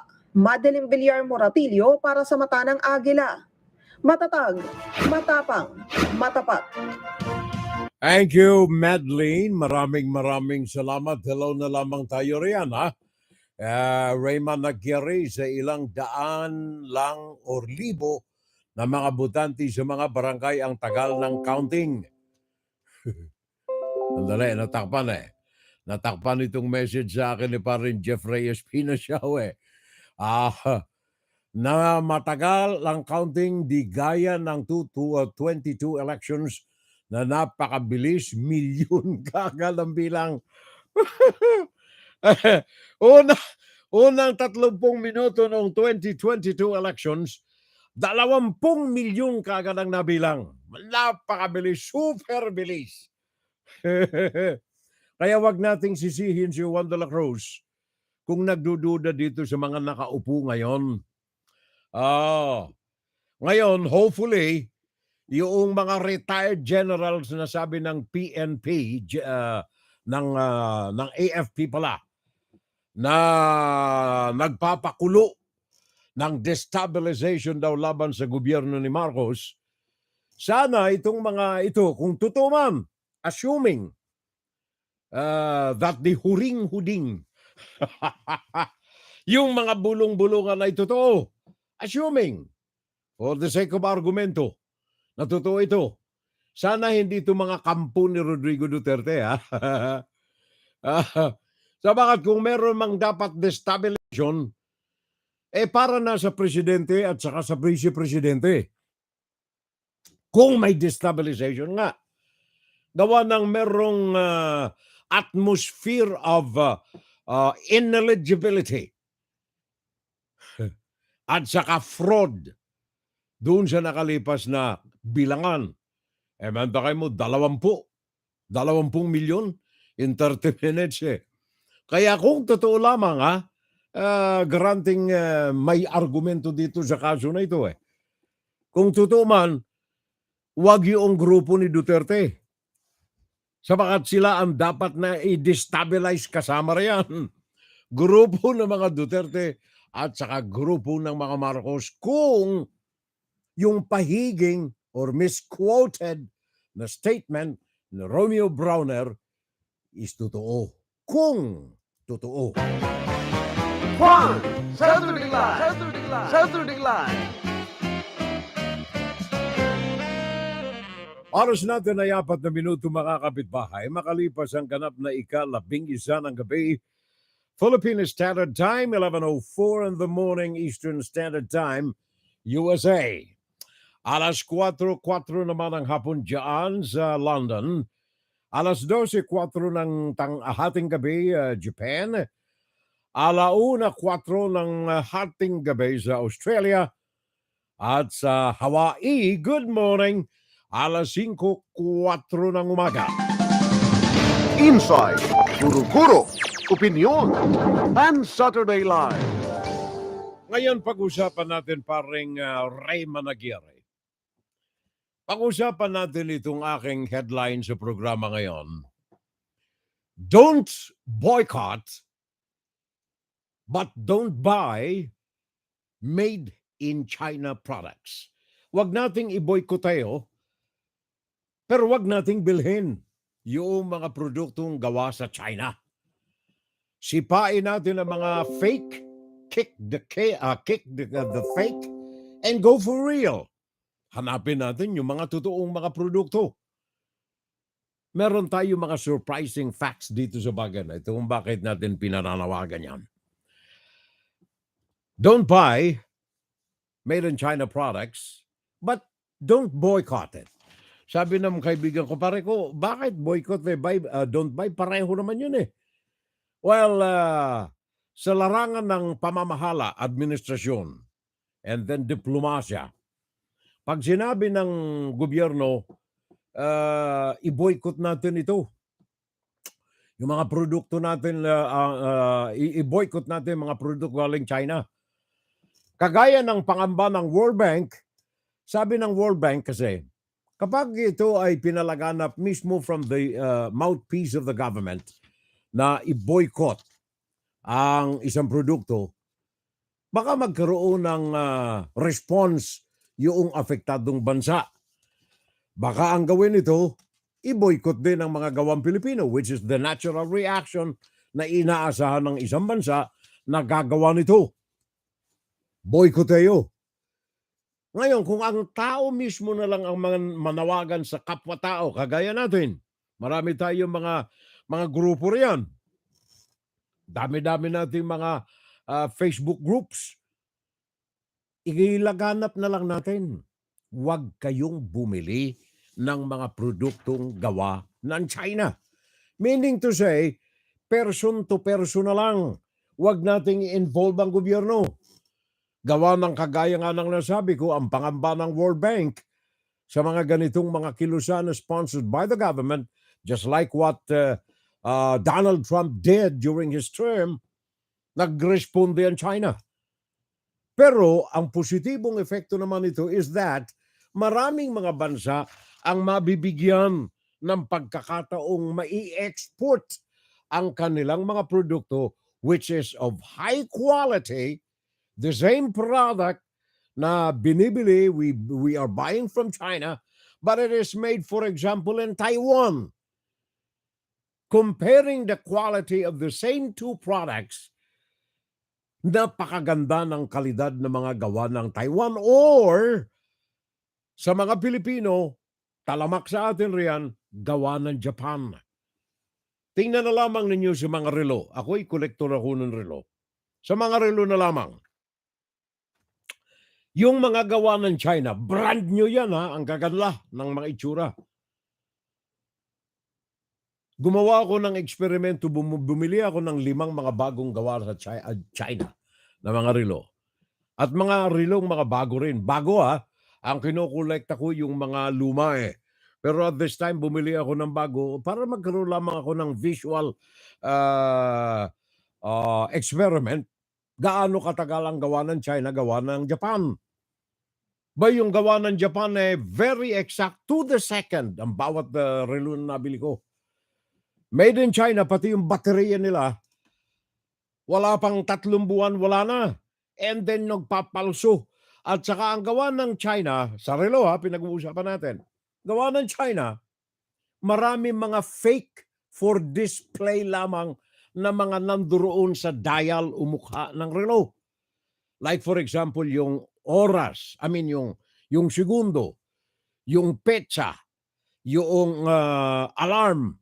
Kung titingnan ninyo, naka-fix for your eyes only. Naka-fix yung mga metro nito. Whereas ang Japan, wala kang makikita mga fake na mga additional ornament sa mukha o dial ng relo. Isang halimbawa lamang ito. So, para sa atin, pag-usapan natin, yung mga made in China, wag nating boycott, pero wag nating bilhin. Go for real. Kick the cake. Kick the fake. Balikan natin mga kababayan, maraming kadahilanan bakit natin pinananawagan na wag tayong bumili ng China. Unang-una, tanawin natin ang kabalasubasan ng China diyan sa West Philippine Sea. Hanggang ngayon, isang maliwanag, lantaran na halimbawa na dahilan upang ang mga Pilipino ay huwag bumili ng anumang galing sa kakaaway nating lihim na matagal na niyakap ni Rodrigo Duterte. 6 years na niloko ng China si Rodrigo Duterte. Buti na lamang kung si Rodrigo lamang ang nagtamo ng pagdurusa sa panluloko na ito. Ang Pilipino ang nagtamo ng pandurusa na ito dahilan sa pandurugas ng China. January 5, 2023, 6 na buwan pagkatapos na maupo sa pwesto si Ferdinand Marcos Jr., pumunta ito ng China. At doon ay binola ni Xi Jinping si Bongbong Marcos. Nang umuwi sa Pilipinas si Bongbong Marcos, ang kanyang entourahe, ang kanyang public spokesman, yung kanyang propaganda ni Mr. Marcos, pinamayagpag 14 na mga cooperation agreements ang tinanggap ng Pilipinas buhat kay Xi Jinping. Secured over 22 billion US dollars in trade deals. Meron na ba kayo narinig? January 2022 yan, ha? 1 taon na. Magdadalawang taon na. 1 year and 8 months na. May narinig na ba kayong isa man lang na natupad dito? Yun ngang mga pinagkasunduan ni Duterte at saka ni Xi Jinping, 29 billion in trade, aid, and business. Ni wala pang 1 bilyon ang umabot Wala pang 1% ang umabot sa Pilipinas. Ano itong Peru-Karel na pinag-usapan natin kanina? Kansilado ni Marcos sapagat walang pera yan Walang inilaan. Kaya tama lamang, less than a month pagkatapos na bumisita si Marcos sa China, nakipagkasundo ito sa Amerika. Inuna nito yung EDCA, which is good. Ngayon dahilan dito sa pagganda ng relasyon ng Pilipinas at saka ng Amerika, yung dating trickle of aid na galing sa Amerika sa magitan ng World Trade, sa magitan ng World Health, sa magitan ng United Nations, USAID. Ngayon ay talagang open na parang binuksan ng malaking pintuan ng Amerika para sa mga tulong diyan sa Pilipinas. Another thing na kailangan nating alagatain mga kababayan, kung bakit kailangan ay putulin na natin ang pagbili ng mga produkto na galing sa China. Tingnan ninyo itong pagtatarantado ng China diyan sa Pilipinas. Import-export na lamang. For example, paring Rudy, import-export. Tinugay-gayang ko yung mga panahon ni Rodrigo Duterte na pag-importa ng Pilipinas sa mga produkto ng China at pag-importa ng China sa mga produkto ng Pilipinas. Isa na nga lang na pinagmamalakay ni Rodrigo Duterte yung produkto na binibili ng China, yung mga saging galing diyan sa Mindanao, itinigil pa ni Xi Jinping ang pagbili. Bakit?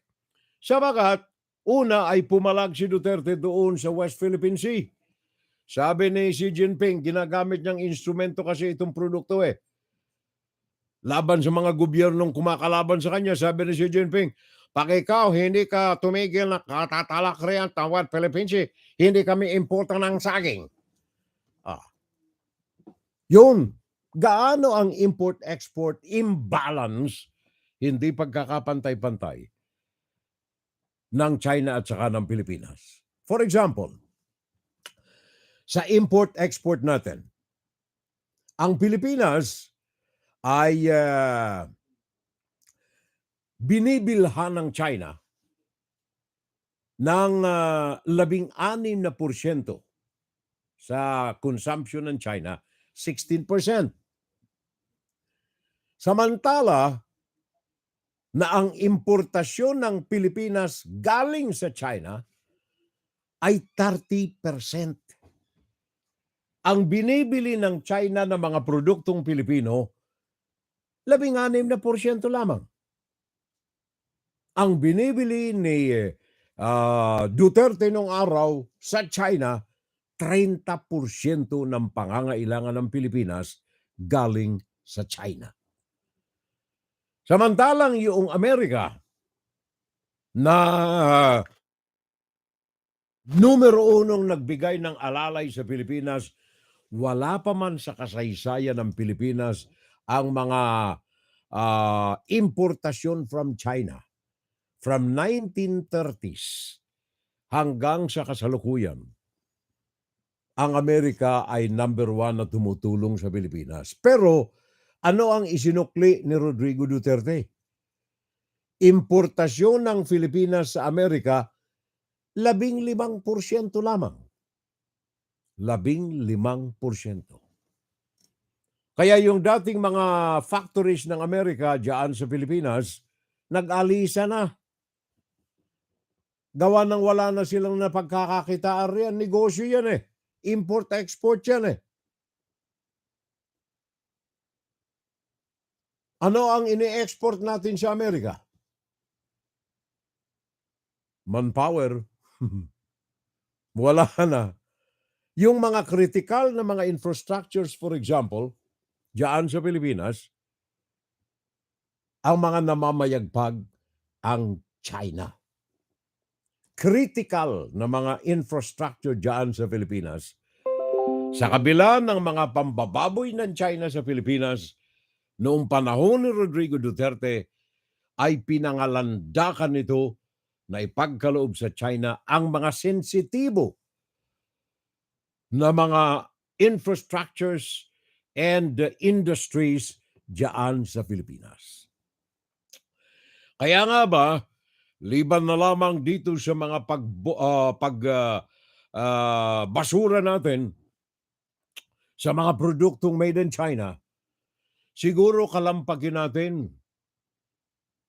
Iparating natin sa Malacanang, it is time now, ngayon na maiparating, mairagdag sa mga rason ng Malacanang kung bakit kailangan ng bitawan ng Malacanang ang China.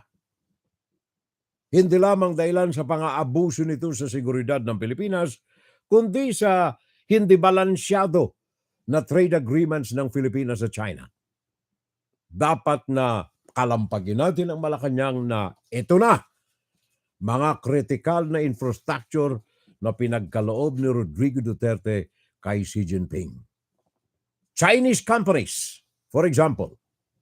Number 1, uunahin ko na. Matagal ko na itong kinakalampag sa inyo na sana maiparating kay Bongbong Marcos na ito. Yung National Grid Corporation of the Philippines. National Grid Corporation of the Philippines. Isang pitik lamang ni Xi Jinping sa chairman itong national grid na ito at sabihin, isara, i-switch off ang kuryente ng buong Pilipinas, sadlak kayo sa dilimriaan. Bakit? Mismo ang chairman of the board nito ay kamay ng Communist Chinese Party. National Grid Corporation of the Philippines. Ikalawa, yung pinagkaloob ni Duterte sa kanyang number one donor, Dennis Uy. Ang dito, yan ay telecommunications na inilagay mismo ang mga towers nito sa loob ng mga base militar ng Pilipinas, mismong sa main headquarters sa Camp Aguinaldo. Naandyan ang tower nitong dito telecommunications. Lahat po ng mga ito ay pinirmahan sa mga panahon ni Rodrigo Duterte. Lahat ng mga ito ay financed. Ang operasyon ito directly and indirectly galing sa bangko ng Chinese Communist Party. National Grid Power Corporation of the Philippines. Ito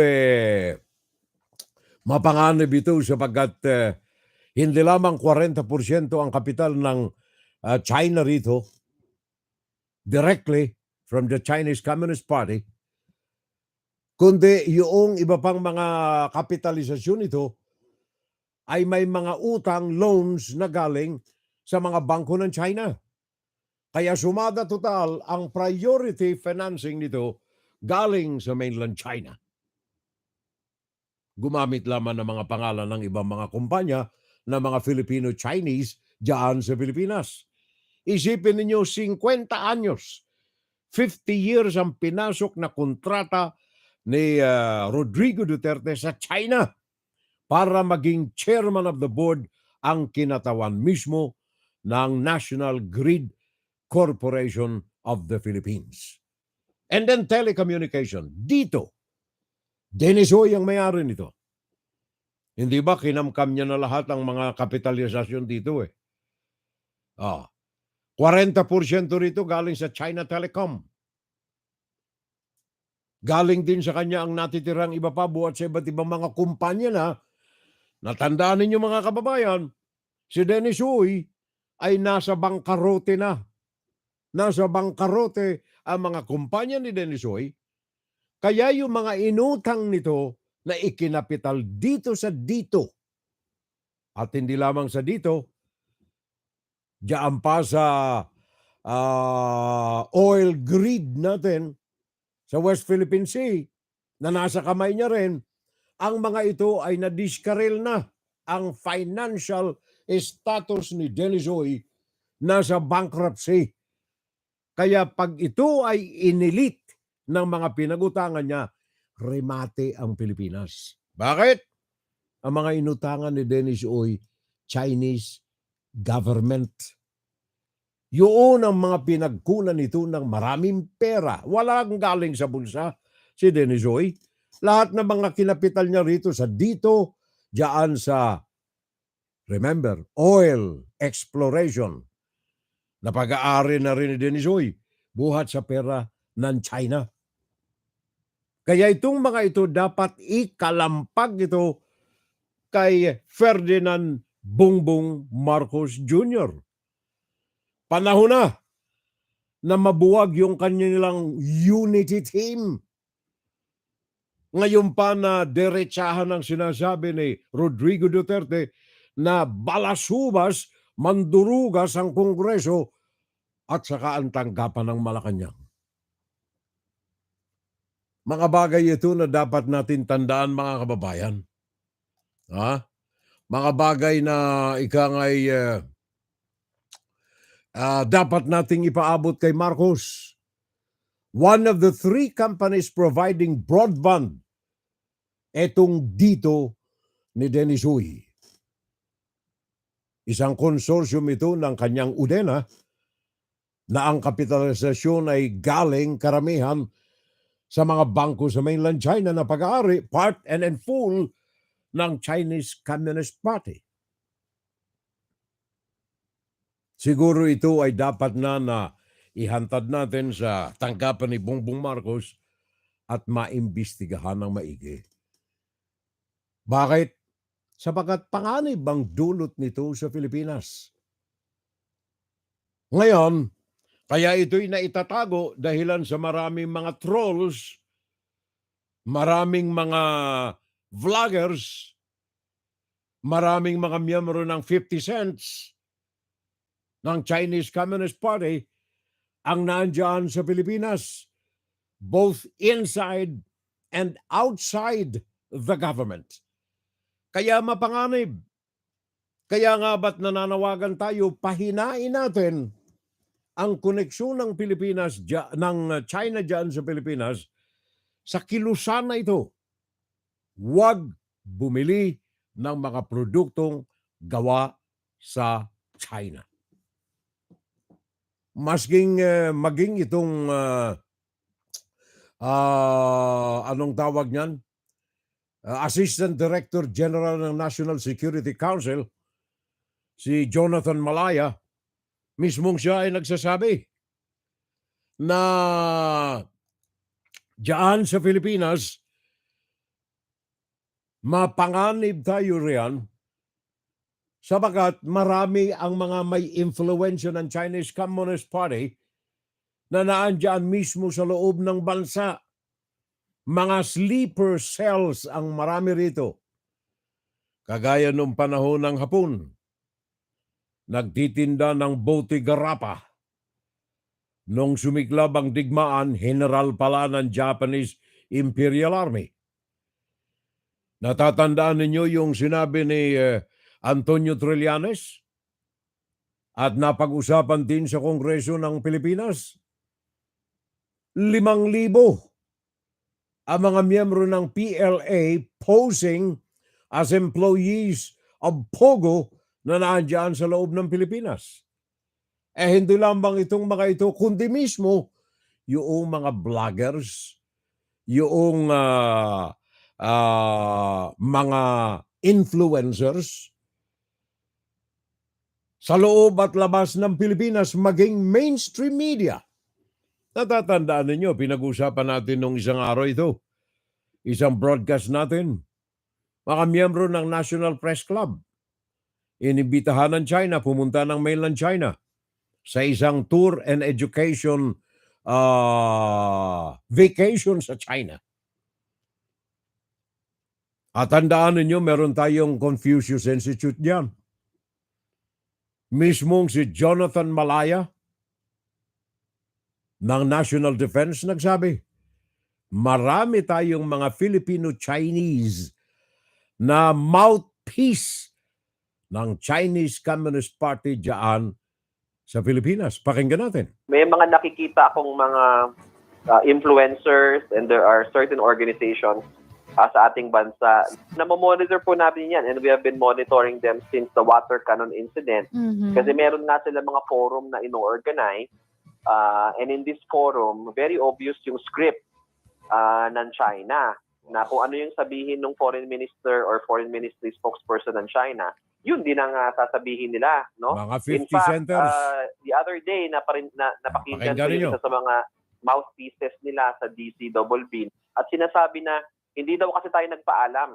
Since hindi tayo nagpaalam sa China in conducting our RORE mission, kaya nagkaganon. So sa susunod daw, magpaalam tayo. Galing I was intently listening to the statements coming from their group. And then, kaya nga ako nag-text sa kanila. That's why yesterday, lumabas din ako sa programang yun. Just to, we also accept that kasi demokrasya tayo.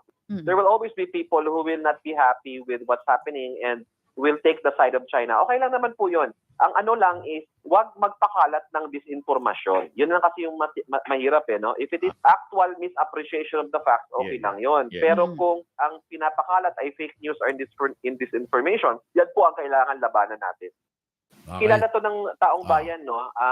Well, they usually have a forum in Quezon City, yung Pandesal Forum. In this forum, inimbitahan pa nila yung Deputy Chief of Mission of Chinese China embassy. to be one of their resource person. Siguro kilala niyo na rin kung sino-sino tong mga to. They follow a script coming from Beijing. Ang isa sa mga medyo out of this world na mga sinasabi nila is tayo daw ay pumapagitna sa untugan ng malalaking bansa. Meaning, tayo ay nagpapauto sa Amerika at huwag tayong sumama sa away. Hindi naman kasama ang US dito eh. Tayo ang may problema sa China. And the United States is not even a claimant state in the South China Sea. Nakita ninyo, yan mismo si Jonathan Malaya. Yan ang isa sa mga director, in fact, Assistant Director General ng National Security Council. Pandesal sa Quezon City. Ginagawang forum, may-ari ito ng Pandesal, isang Filipino-Chinese, na yaan ang isa sa mga mouthpieces. Sabi ni Jonathan Malaya, kung anong sinasabi ng China, ini-echo, inuulit nitong grupo na ito. Oh, matakay mo yan, ha? Inside and outside of the government. Mouthpieces, maging social media. Well, in fairness po sa ating traditional Philippine media, kayo, yung mga networks, no, we have been working very closely with you at malaking bagay po kayo sa pagre-report ng kung ano yung katotohanan. In fact, doon sa recent resupply mission nung linggo, meron pong taga ABS-CBN, may taga GMA, meron ding TV5 at iba pang mga network na siyang nagbibigay ng ibang footage. Kasi kaya kami na-alarma dito sa sa mga Filipino mouthpieces or propagandists ng China is kung anong ilabas ng Chinese embassy, ilalabas nila sa kanilang mga accounts on social media. And syempre, it creates an avenue for disinformation. And of course, ang purpose ng China dito is to, create a false narrative na tayo yung nanggugulo, tayo yung nagpo-provoke para, kasi nga information warfare ito eh. As I said, buti na lang kayo sa media, tumutulong kayo sa amin na iparating sa ating mga kababayan at sa buong mundo kung ano ba talaga nangyari. Mr. Jonathan Malaya, yung pong senador riyan, ito ba'y binabantayan ninyo? May senador yan na BOBO Kung anong sabihin ng China, yun din ang sinasabi nito Senador na bungangero. Walang ginawa sa sesyon kundi I move. Ano nga ba yun? I move. Sandali ha. Mr. President, with the permission of ito na lang. With the indulgence of Senator Cayetano, I hope that Senator Padilla as the sponsor, I hope that he can first accept. Sige. Move first, no? I move. That we can move on their motion to move to accept. Opo, tinatanggap ko po ang panukala. Opo. Now, if you can make a motion, I move. That the body accept the amendments in the nature of the substitute bill, Your Honor. You have to move first that the body accepts the substitute bill. Banat na. I-move nyo lang po. Sige. Opo. Opo. I move. Englishin ko na to. Yun ang inyong nakuhang senador, kapitbahay. I move. So po totoo po 'yun, no? Marami din tayo nakukuha sa China, no? In the same way, marami silang kinukuha sa atin, no? Pero again, no, mas sa akin parang dihado pa rin tayo kahit kumukuha sila sa atin, kinukuha nila raw materials, mga mines, mga agricultural products. Tapos ang i-export nila sa atin ayan mga finished products na mas malaki na ang value, no? So parang dalawang beses tayong naisahan, no? Una, nakukuha nila yung raw material, yung natural resources, tapos babayaran natin pagbalik sa atin, no?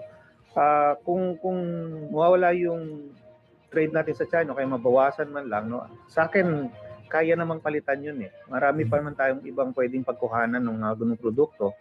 At kung mapapansin natin, nakita natin sa mga sa merkado, no? Sa mga supermarkets, mga grocery, dumadami yung mga produkto galing sa ibang bansa tulad ng sa Southeast Asia, sa Europe, no, sa Australia. Mas marami pa rin tayo nakukuha, no?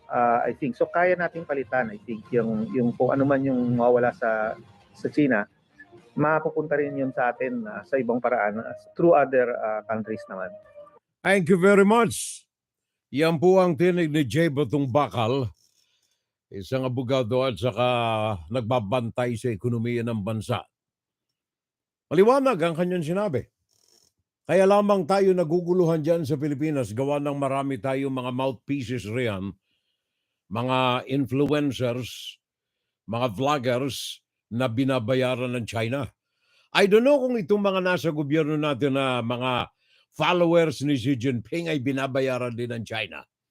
Kasi naalala ko, ito'y naisama na natin sa broadcast natin last week, na isa sa mga ginawang kilos ng mainland China, just like last month, September, to be exact, September 12, si Xi Jinping ay ang Chinese Politburo bumalangkas ng isang circular na kung saan yung mga mainland cities of China, like for example, Xiamen at saka ano ba yung isa? Yung Fuzhou, Xiamen at saka Fuzhou.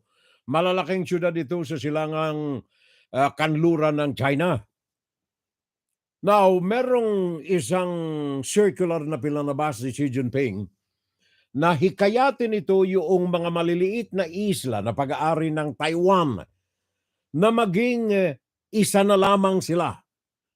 Bigyan ng kalayaan yung mga Taiwanese na nakatira rito na pumasok lumabas sa mainland China sa magitan ng mga malalapit na syudad nito kagaya ng Xiamen at saka ng Fuzhou.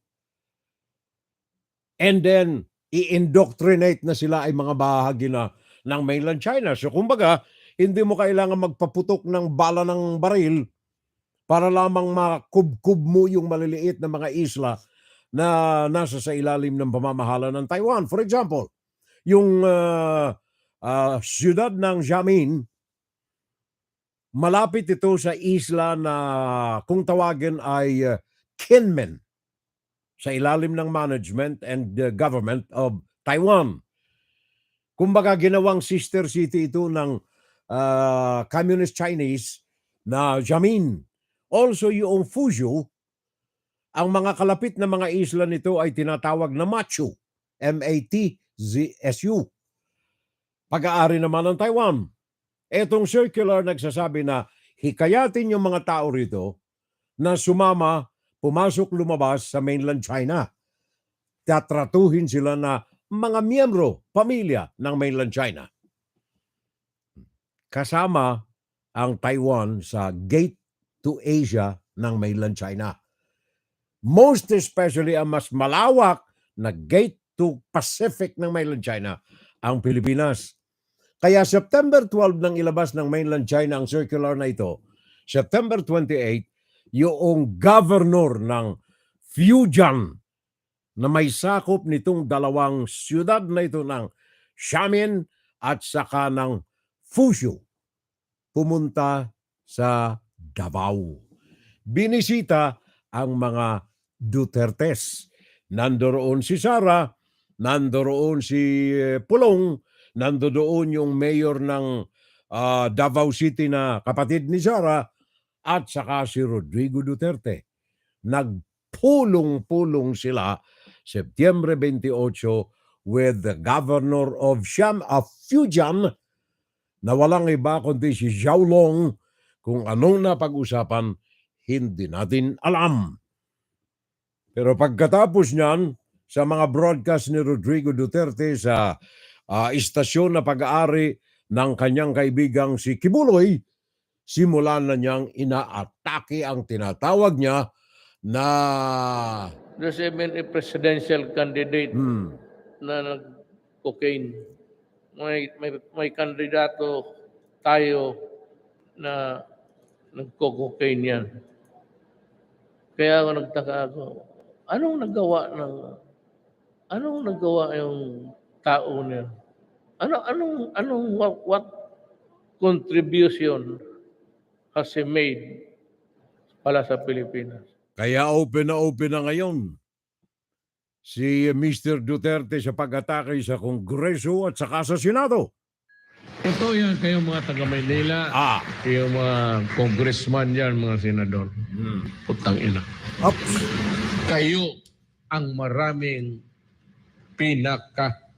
Ano yung masking? Mag-liquidation tayo and you will find out what is the most rotten institution dito. You will find out it's Congress. Kakita mo na, simula lang yan. Galing kay Rodrigo Duterte. Most rotten. Bakit? Kaya nga sabi ko, gusto ninyo, gawain na lang ninyo kaming province, Fujian, pati Philippine province of China.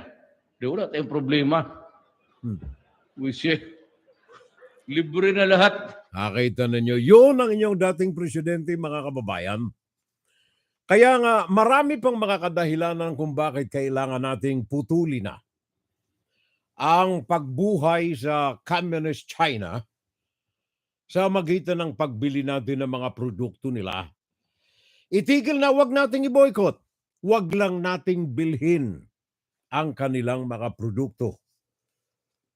Etong mga kaibigan natin, natatanda ninyo, doong isang araw ako'y humingi ng pabor sa ating mga kaibigan sa Facebook kung ano ang masasabi dito sa ating issue na ito na wag bumili, do not buy made in China products. Ito ang mga feedbacks na natanggap natin, mga kababayan, nais kong basahin sa inyo. Ito yung mga pinadala sa akin, ng ilan dito ay sa magitan ng messenger na pinadala sa atin. Hindi natin mga friends ito sa Facebook, pero ito ay mga followers natin sa ating Facebook.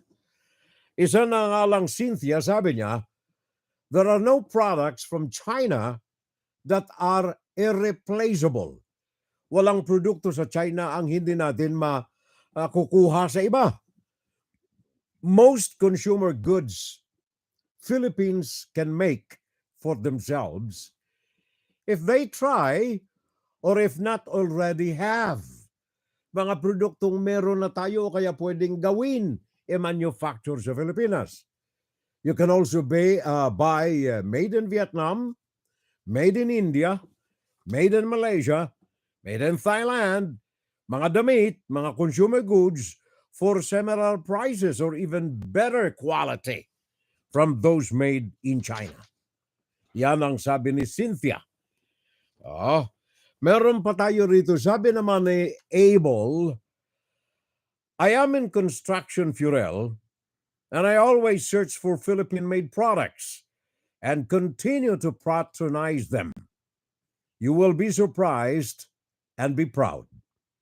Kahit medyo mas mahal, pero mas matibay at saka maganda ang mga produkto na ito. China-made is good for short-term use. Sayang ang pera natin. Mas napapamahal pa nga tayo dahilan sa madali itong masira at bibilin na naman. Yan ang sabi ni Abel, isa sa mga kaibigan natin.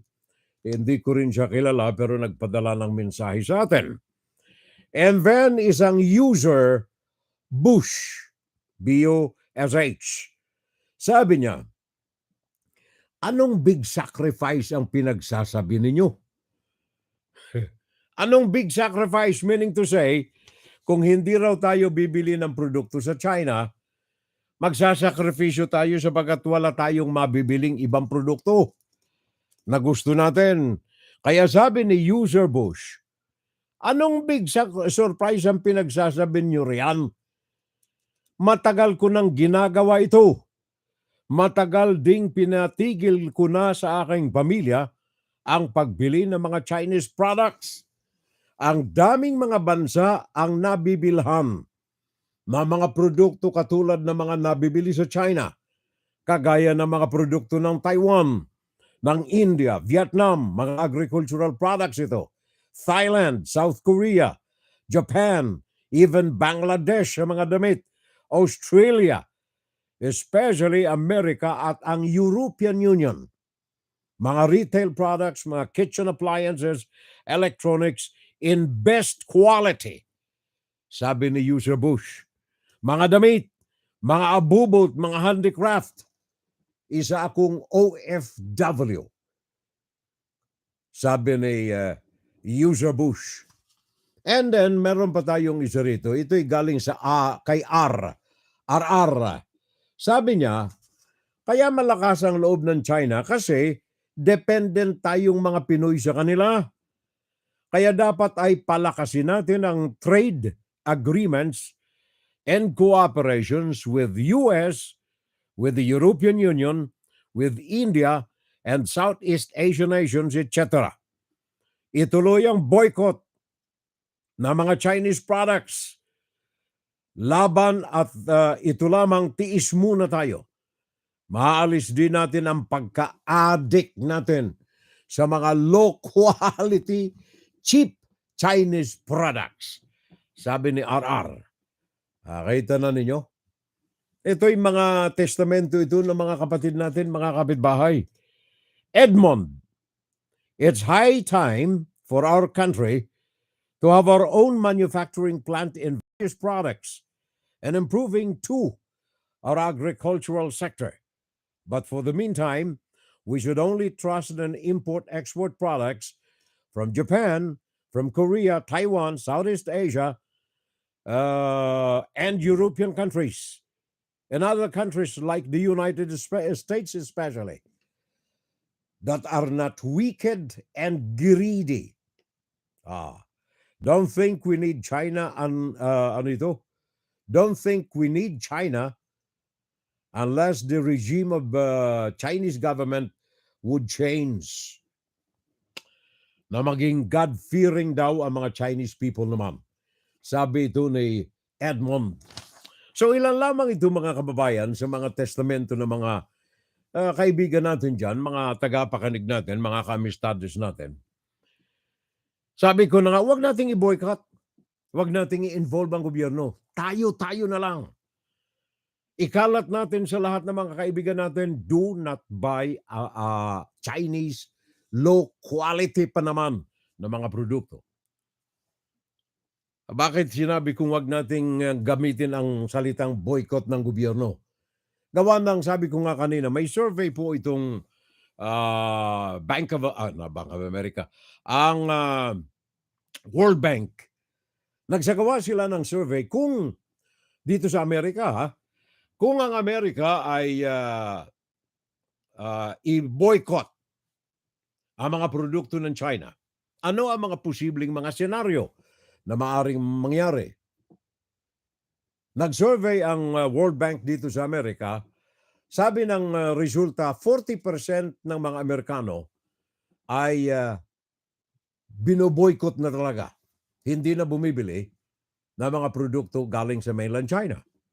Number one reason, ang low quality nito. Ikalawa, ninakaw na teknolohiya galing dito sa Amerika at mga industrialized countries of the world. Kaya 40% hindi na bumibili ng mga produkto na galing sa China. And then 15% dito, 15% dito ay hindi na nag-iimporta in addition sa 40. 15% dito wala nang importasyon na ginagawa galing sa China. In fact, ang resulta ng survey ng World Bank, sabi nila, ang Amerika ay nag-iimporta sa China ng 15% ng pangangailangan ng mga Amerikano. Bago noong panahon ni Donald Trump, 15%. At ito ay kumakatawan sa 3% ng gross domestic product ng China. Itong 15% na ini-importa. Kung wala ang mga produkto ng China sa Amerika, kailangan ay bumili ng mga produkto na galing sa ibang mga bansa and yung mga produkto manufactured by American companies. Di ba natatandaan ninyo si Donald Trump, sabi niya, buy American-made products only. Ang isa sa mga maaaring mangyari daw dito ayon sa World Bank, ay ang epekto sa pricing ng mga produkto na ito. Bagaman ito ay gawa sa Amerika, medyo mahal ng konti kaysa sa mga presyo na gawa sa China. But in the long run, ang analysis says, mas nakatitipid ang mga Amerikano sapagat yung produktong gawa ng Amerika tumatagal, for example, 5 taon, 6 na taon, 4 na taon, 3 taon ang tinatagal ng mga produktong gawa sa Amerika. Sa China, wala pang 1 taon sira na. The same kind of product. Iba lamang ang makers. Kaya sabi ng World Bank, sa pagtingin natin sa panandaliang aliw, nakatipid tayo. Pero kung ito ay sa serbisyo ang pag-uusapan, na mahalan tayo. Nangyari sa akin yan, dyan sa Paranaque faucet na lang gripo na lang Pagbalik namin, wala pang ilang buwan kay Virel, sabi ng aking sister-in-law, sira na yung binili nating faucet Made in China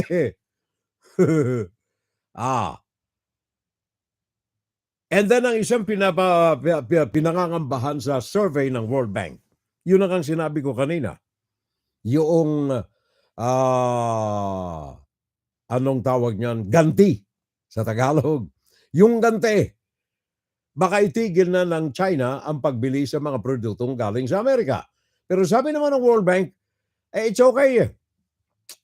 Yun ang ikinagalit ni Donald Trump sa kanyang panahon sapagat habang umaangkat ang Amerika ng sandamakmak na mga produkto na galing sa China, ang China ay bumibili ng gatulo na produkto galing sa Amerika.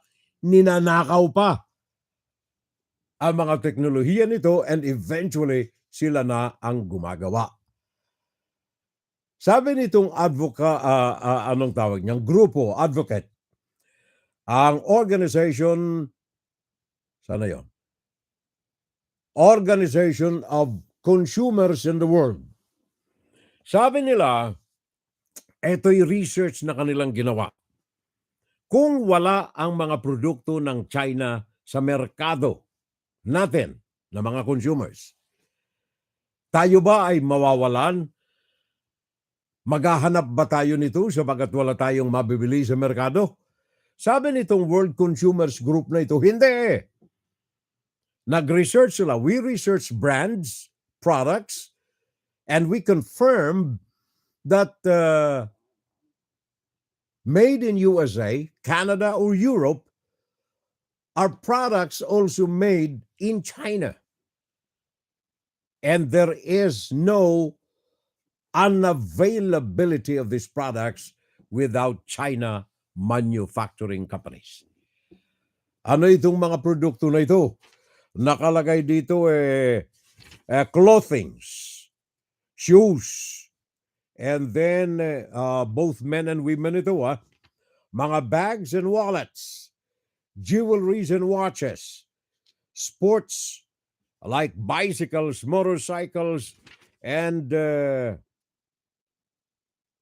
cars, and then outdoor equipments, and then audio and television equipment, and then kitchen and home appliances, healthcare, toys and games. Lahat ng mga ito, kung walang produkto galing sa China, meron pa sa merkado. Galing ito sa World Consumers Group. Kaya kung mawala ang produkto ng China, huwag kayong mag-alala. Marami tayong mabibili riyan. Maraming mga produkto ang naglipa na sa merkado saan man sa daigdig. Kaya don't boycott China's product. Do not boycott Chinese products. Don't buy it. Huwag tayong bibili. Diyan makagaganti tayo sa mga pandurugas, panluloko, pantatarantado ng Chinese Communist Party sa ating mga Pilipino. Inside, Guro-Guro, Opinion, Pan Saturday Live. Sabi ni Leonor Curata, dito po sa Japan, ay naka-ban na po ang mga products ng China. Naka-ban. Nakabawal na, bawal na. Pinagbabawal na. Diyan sa Japan. Okay. Kala ko van na anong tawag yun? Yung naka-mobile, hindi pala. Naka-ban. Diyan daw sa Japan, sabi ni Leonor Kurata. Everything is made in China except babies. They are made in Vachai. Joke ha. Kick Mendoza, pare ko. Etong pare ko, magaling. Malikot ang ulo nitong pare ko. Pare Kick, good morning. Good evening pala. Happy watching na lamang. Kick Mendoza. And then, parang Jundy, sabi niya, my concern is that price-wise, China products are more affordable by Class C and D Pinoys. Hindi kayang bilhin ng mga urig. So there. Pinaliwanag ko na pare ko In fact, yung presyo ng mga produkto, maaaring may kamahalan kung yan ay galing dito sa Amerika, for example. Pero yung mga gawa sa Taiwan, mga gawa sa Thailand, sa Indonesia, mga gawa sa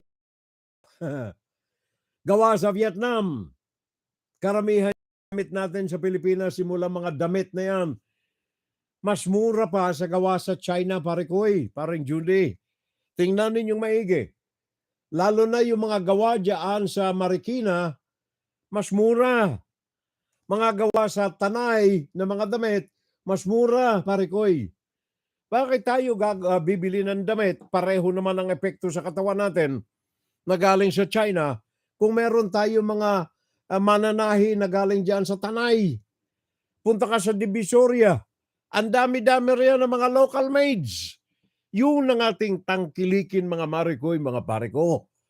Ang mga buhaya nagkakagata na, parang nangangamoy na imburnal.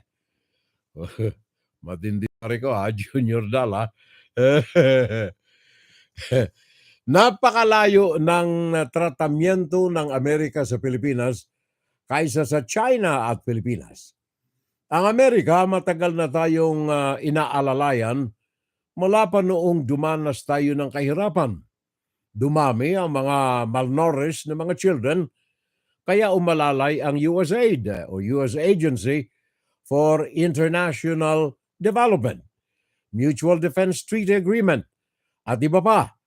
Ngunit ang China ay nambubuli, hindi iginagalang arbitral ruling noong 2016 ng United Nations Conference on the Law of the Sea na tayo ang nanalo. Iginigiit pa nila ang kanilang historical claim. Malakas ang loob ng China kasi maraming pro-China sa mga lawmakers natin. Correct, parekoy, Rodolfo Rania Eusebio. Marami riyan. Yung iba na nahimik. Pero sa loob, China pa rin. Tingnan ninyo riyan. Ang maingay lang dyan si Aymube. Talagang yan. Hindi naman yan tumakbo para sa mga Pilipino, kundi tumakbo yan para kay Digong. Siya mismo may sabi Hindi ako may sabi niyan.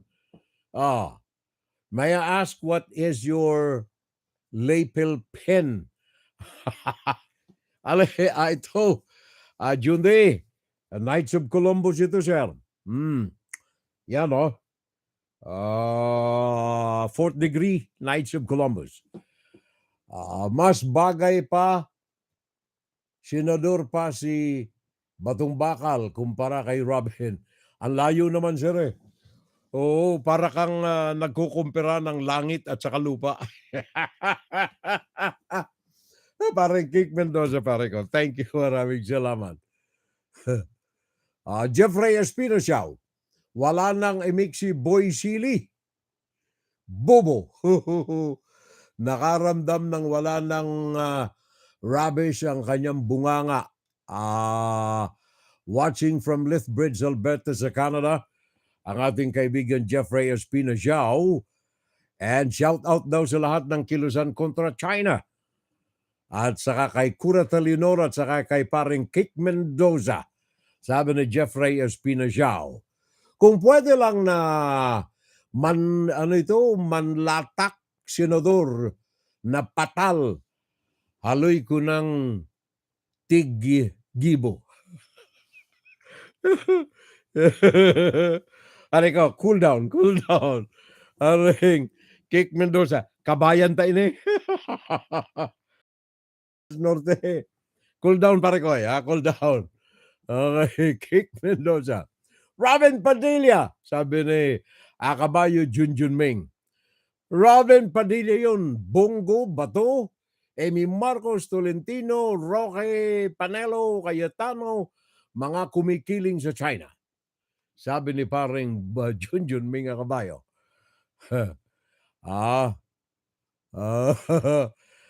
Englishin ko na ito. I move, I move.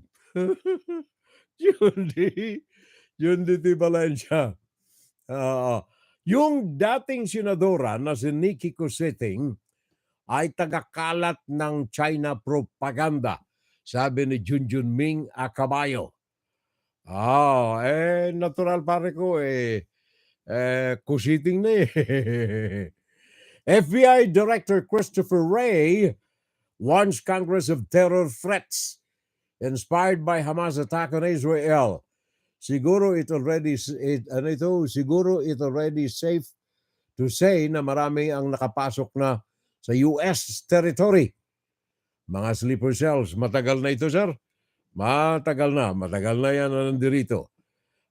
In fact, pinaalis na nga yung mga Confucius Institute sa mga paaralan sa baka dyan ay mga breeding ground na mga Chinese na mga miyembro ng PLA.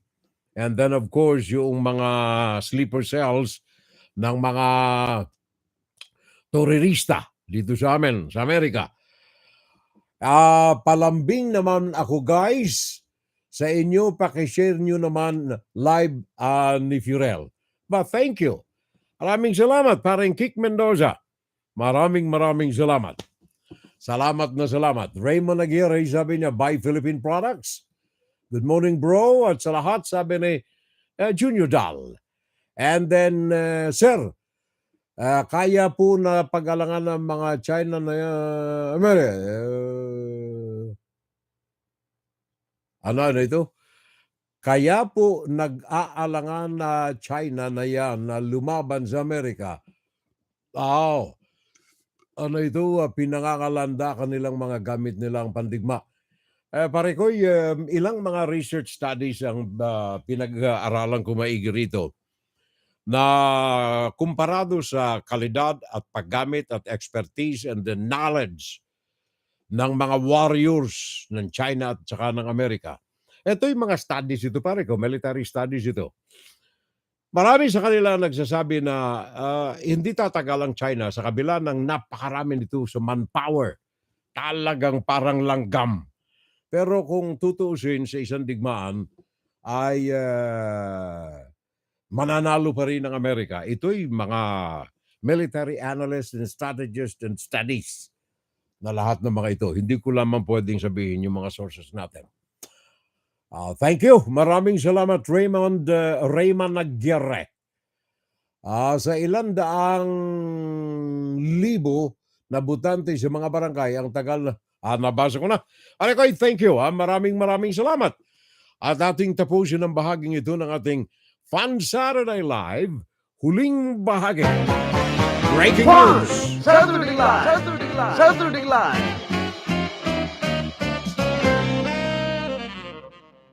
Yung napag-usapan natin kanina, wala na yon, basura na. Yung China deal sa mga railways natin sa bansa, wala na, officially. Wala na po yan. Kahapon ang ating pamahalaan ay kinumpirma na. Philippine Secretary of Transportation, Jaime Bautista mismo ang nagsabi na basurado na, ibinasura na ang mga kasunduan ng China at ng Pilipinas diyan sa mga proyekto na kagaya nitong South, anong tawag niyan? Sandali tinitingnan ko maigi. Yung Mindanao Railway Project, wala na rin ito. Yung Shuby Clark Railways, wala na rin ito. At saka yung Bicol Long Haul Commuter Railways, wala na rin ito. So lahat ng mga tatlong proyektong na yan na dati hawak ng China, dahil lang kay Duterte, sa kabila ng 3% na interes as against Japan, 0.01% sa ibang mga proyekto. Yung ibang mga proyekto, 0.02%. Railways yan, Japan. Ibinasura ni Duterte, pinaburan itong China at 0.2%. And then the others, 0.3%. Ang iba pang mga deals dyan, lahat ng kontrata, lahat ng trabahador, liban doon sa mga piyon, Chinese workers. Yun ang China, mandurugas. Kaya salamat na lamang, salamat on behalf of the Bicolanos. Salamat at hindi kami madadaluyan ng masamang ugat ng China diyan sa Bicol region. Wala na yung Bicol Long Haul, wala na yung Shuby Clark Freight Railway, wala na yung Mindanao Railway Project. Sabi ito ni Philippine Secretary of Transportation Jaime Bautista. Basurado na. Wala na. Magkakaminsan ako'y nagiinit ng ulo ko pag may mga Chinese tayo riyan sa Pilipinas na I don't know kung miyembro ng Chinese Communist Party o hindi. Ang alam ko lamang ang mga ito ay mga kriminal na bumibiktima pa ng kanilang mga kabaro diyan sa bansa na dumurungis sa pangalan ng Pilipinas. And the guys are being an employee of Pogo. Pero ang mga ito ay mga sindikato ng mga kriminal. Tingnan na lamang ninyo yung nangyari riyan sa Pasay City. Pakinggan ninyo, Justin Punsalan, gawayan. Kita pa ang mga natuyong dugo at bakas ng suka sa pader ng kwartong ito. Bukod sa mga nakasabit na posas, may natagpuan ding mga yanto, baseball bat at taser.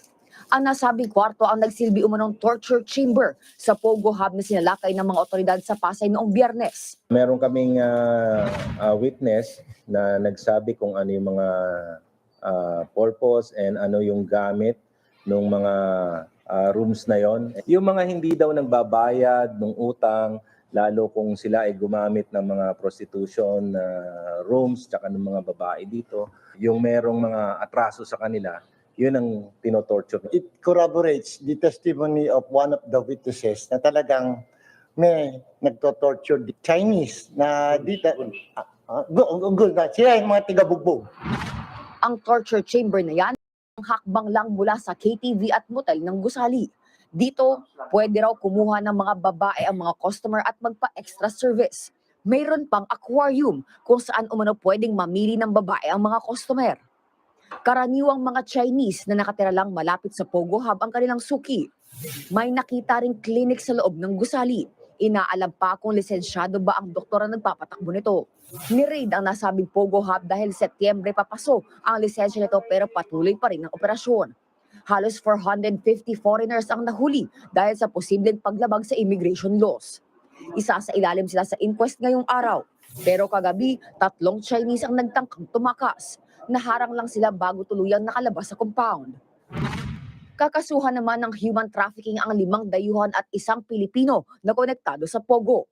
Ang ilan daw sa mga babae, hindi na pinapalabas ng gusali.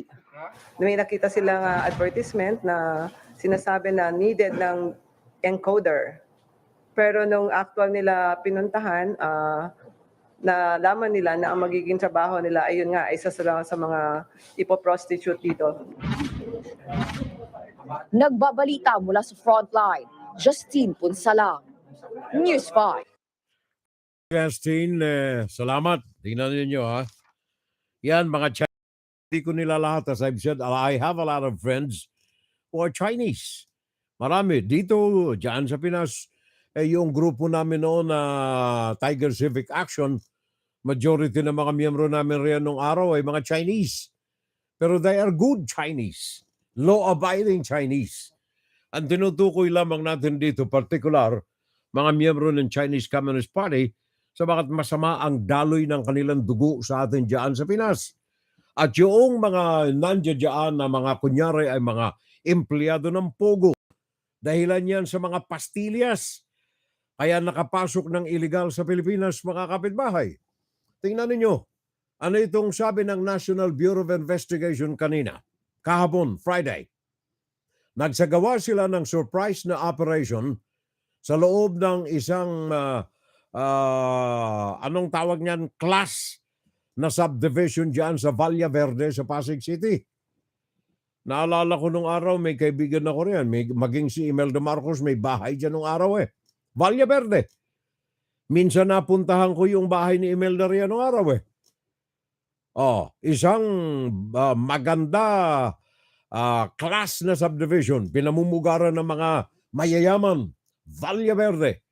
Ngayon, ayon dito sa NBI, sinalakay nila, surprise operation, ang neighborhood ng Valle Verde. At dito sa kanilang pagsalakay, 5 homeowners associations ang nagulat sa NBI. Kaya nagsagawa sila ng surveillance and then operation. Ginawa nila sa Celery Street, Octubre 16. Mga Chinese national sa mga nakatira rito, umuupa. At ano ang kanilang natagpuan sa loob ng bahay ng mga Chinese na ito? Mga blasting team, mga kung ano-ano. Kumbaga, kumpul ng mga supot, mga kahon, na may mga labels, nakalagay blasting team, yung isa recon team, yung isa support team, yung isa assault team, yung isa machine gun team, yung isa sniper team. Ano ang purpose nitong mga ito? May mga nakalagay pa dito na mga high-powered na mga armas na markadong from People's Republic of China. Anong ginagawa nitong mga ito riyan? Puro military terminologies itong ginamit dito eh. Nakatira, mga Chinese, diyan sa loob ng Valle Verde. Iniisip ng mga ito, walang makapapasok dito sapagat secured eh. Bago pumasok sa loob ng compound, malaking compound yung Valle Verde na yan eh. Sa harapan niya nung araw, nung aming station dyan sa Philcomsen ng Radio Mindanao. Malaking compound ng mga mayayaman. Kaya siguro iniisip nito mga Chino na ito, hindi sila mapapasok. Kaya doon sila namumugad. Ilan ang mga sleeper cells na mga naandyan sa Pilipinas na galing sa mainland China? Sa bagay, hindi na natin kailangan ng sleeper cell eh. Hindi na natin kailangan ng sleeper cell dyan eh.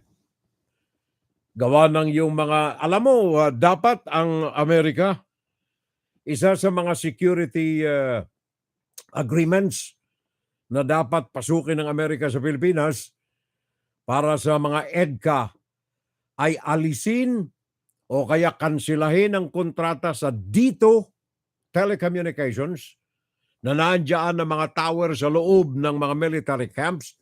Mantakin mo what the stupidity na magawa ng isang administrasyon na payagan mo ang foreign financed company like dito sa loob mismo ng utak ng intelligence ng iyong depensa ng Pilipinas. Patawarin tayo, anong klaseng ulo meron tayo riyan? Yang China po ang nakaambag ng malaking pollution sa mundo. Sanhi ng global warming at climate change dahilan sa mga industry at mga fabrika nito. Mulang umaga hanggang gabi na nagbubuga ng usok, walang tigil. Hindi lamang yan, pare koy. The worst thing is, wala sila na mga environmental gadgets, mga anti-pollution laws diyan sa China. Yun ang pinakamasaklap nito eh. Pag ang China product ay sa loob na ng bansa, mahirap nang mapigilan ang dapat na sa costume pa lamang ay stop na. Yun, sabi ni paring Jeffrey Espinaciao. Problema pare ko green lane. Green lane! Diyan nagdaraan ang lahat ng mga kontrabando. Kailan kaya, naalala ko na naman tuloy, Transparency International, World Bank, ang Pilipinas ay walang manufacturing, gawa ng korupsyon, mas kumikita ang mga corrupt na mga officials at mga kasabwat na mga negosyante sa import kaysa sa local production. Ikalawa, ang korupsyon ng mga public officials. Puso ko sa bayan ko. Yun na lamang problema natin pare ko sa mga journalists natin. By the way, pumalag ang Pilipinas sa result na pinalabas ng Global Impunity Index. Ngayong taon, nagpalabas ang Global Impunity Index 2023 at sinasabi nila na ang Pilipinas ay ikawalo. Ikawalo ang Pilipinas sa pinakamapanganib na bansa sa daigdig sa buhay ng mga journalists, mga mamamahayag. Naalala ko tuloy ang pare ko pero silapid. Ano na kaya nangyari? Wala na, naglaho ng parang bula. Asa na si Buntag? Wala na. Wala na pare ko Pero umangal ang gobyerno dyan sa Pilipinas nung mabasa nila etong result ng survey, global survey, sa Global Impunity Index 2023, crime against journalists. Ang Pilipinas ay ikawalo. Pakinggan natin si Tony A Philippine presidential task force disputes the accuracy of a report that ranks the country among the most dangerous places for journalists. The Philippines was ranked 8th in the 2023 Global Impunity Index of the Committee to Protect Journalists, or CPJ. Its ranking was based on the unsolved murders of 20 journalists between September 2013 and August 2023. But the executive director of the Task Force on Media Security, Paul Gutierrez, says they've given the CPJ proof of efforts by the Marcos Jr. administration to secure the safety of journalists. 3 journalists have been killed in the Philippines since Marcos Jr. assumed the presidency in 2022. We hope that with our close collaboration and transparent effort to inform the CPJ and other international organizations tungkol po sa estado ng media sa Pilipinas, we foresee po na lalo pa pong gaganda ang posisyon ng Pilipinas sa kanila pong impunity index. Lalong gaganda Number 8, magtakay mo kasama tayo ng Syria, Somalia, Haiti, South Sudan, Afghanistan, Iraq, Mexico, and then Pilipinas. Yun ang makakahilera natin. Ang mga kapatid natin sa criminalities against journalists.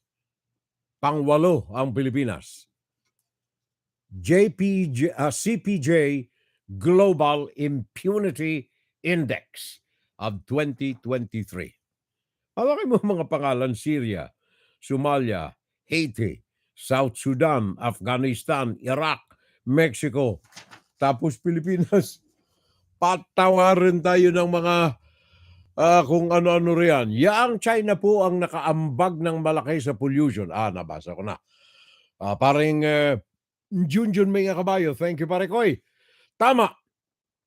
Yan lang muna ang kayang bilhin ng Class C at Class D. Talagang pinagdidiinan ng pare ko ang China.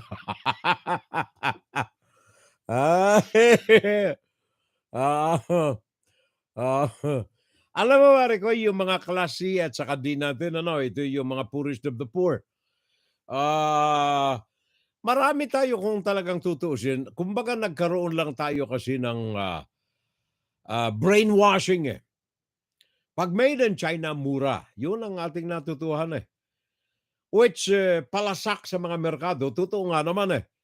Pero yung mga class C and D, bakit ka naman bibili ng alahas kung kailangan mong bumili ng pagkain? Talong. O kaya sardinas.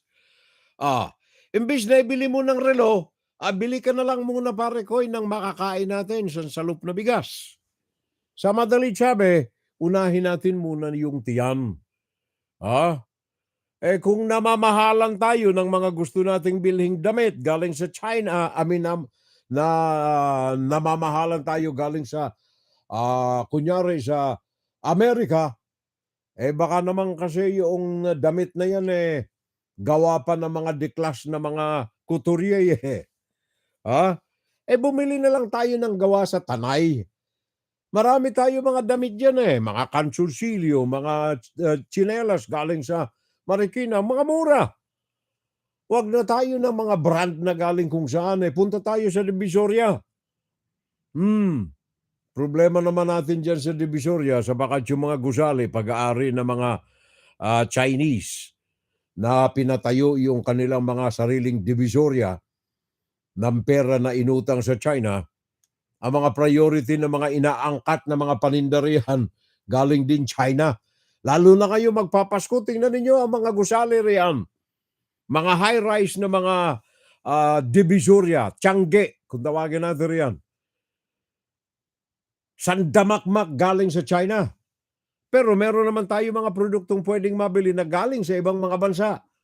Kontrolado ng mga importer na Chinese na may-ari ng mga gusali, may-ari ng mga tindahan, mga Tiangge riyan sa Divisoria, na ilantad nila ang mga produktong galing China. Kaya marami tayo riyan na mga makapili. Marami tayo riyan na mga Manchurian na mga negosyante. Ang ibang bansa po ay dumadayo dito sa amin sa Japan para bumili lang ng mga gamit. Lalo na ang mga appliances. Okay. Alam mo ba, Maring Lenore Curata, totoo yan yung mga gamit namin dito kung hindi Japan made, US gawa ng quality. Hindi dahilan sa mahal, kundi dahilan sa quality. Yun ang dapat, sapagat in the long run, at the end of the day, tipid pa rin tayo. Good morning na lamang. I'm watching here sa Maryland, si Andre Yanga. Thank you. Anong sinabi daw ni Kix? Parang Kix, Mendoza, paliwanag mo nga kay Paring Jundi kung anong sinabi mo. Sa laki ng utang, asa na yon? Sa laki, asa na, nawala. Oops, nawala na tuloy nawala yung aking binabase. Sandali, dito ko kaya simulan sa ibaba. Sa downtown Manhattan, sabi ni Nixon Torres, laging may raid sa mga packing bags. Kinukumpiska ng New York Police ang mga paninda. Alam mo pare ko diyan ka sa Chinatown, sandamakmak. Sandamakmak, mga relo na mga peke, Rolex, $7. Chinatown. Sus, patawarin tayo. Lahat na ng mga peke, diyan ninyo matatagpuan kung ngayon nandito sa New York. Diyan ninyo matatagpuan sa Chinatown. Tama ka pare ko Nixon and Torres. Thank you. Binondo, Divisoria. Puro mga inchik. Waka nga. sabi ni Paring Jundi Valencia. Pare ko, don't get me wrong. Wala akong away sa Chinese Wala Ang akin lang dito, sabi ko na nga, kung ikaw ay Chinese at ikaw ay maka-Pilipino, I love you, pare ko. Yun lang. Yun lang. Pag ikaw ay Chinese, pure-blooded Chinese, mahal mo ang mga Pilipino, hindi ka nanduruga sa mga Pilipino, ang kapital mo ay para sa mga Pilipino, I love you, my friend. Okay? Mga galing ng China, sabi ni Nixon Torres, yung mga fake, yes. Maniwala ka pare ko. 3 for $10 relo. Diyan sa sa Chinatown. I work in the communications of the Ministry of Human Settlements headed by Imelda, sabi ni June Di Valencia. Ginagawa pa lang ang Valle Verde. We were promised that we will be given a share, house and lot sa Valle Verde. End of the day, wala. Nasa Agustin 1 building kami, kaya magkalapit lang tayo. Saka sa University of Life. Yep, malapit yan. Sa Philcomsen University of Life. Yes. Ang maganda yung bahay dyan, pare ko, ni Imelda. Nakaw, ang gara. Ang gara. I don't know kung meron pa siya ngayon. But at that time, ang gara ng kanyang bahay dyan. Talagang ginagago ni Duterte ang Pilipinas. Talagang may spy ang China matagal na. Yes, pare ko, confirm. Andre Hanga. Ano ito? Goodbye China projects in the Philippines. Ang bagong projects ng China ay Hamas Tunnel, 500 kilometers. I don't know, pare ko, ha? Hindi ko alam. Jeffrey Espinajao. I don't know. Si Robin Padilla po ay hindi anak ng Camarines Norte. Taga Nueva Ecija yan, tama. Tumakbo na gobernador ng Nueva Ecija pero natalo. Okay. Ngayon, pare ko, eto tama ito, ha. Yung tatay niya, si Roy Padilla, ay naging gobernador pero taga Bulacan. Diyan siya nagkapamilya, pare ko, sa Camarines Norte, gawa ng may hanap buhay sila riyan. At saka may property. Kaya sinabi kong Bicolana, itong Bicolano, si Robin Padilla. Kasi yun ang kanilang residence na nakalakhan. Official public document residence ni Roy Padilla, ang kanyang tatay and family. Okay? Sa laki ng utang ng US sa China, takot lang ang China ng war with US. Di sila makasisingil. Good morning, I'm watching. Sabi na from Maryland, si Andre Yanga. Okay. Mga kaibigan natin to. Agkakadaldala na tayo rito, mga pare ko. Yan o. 12:26 na ng Hating Gabi Philippine Standard Time, mga kapitbahay. Kaya naman tayo babati muna.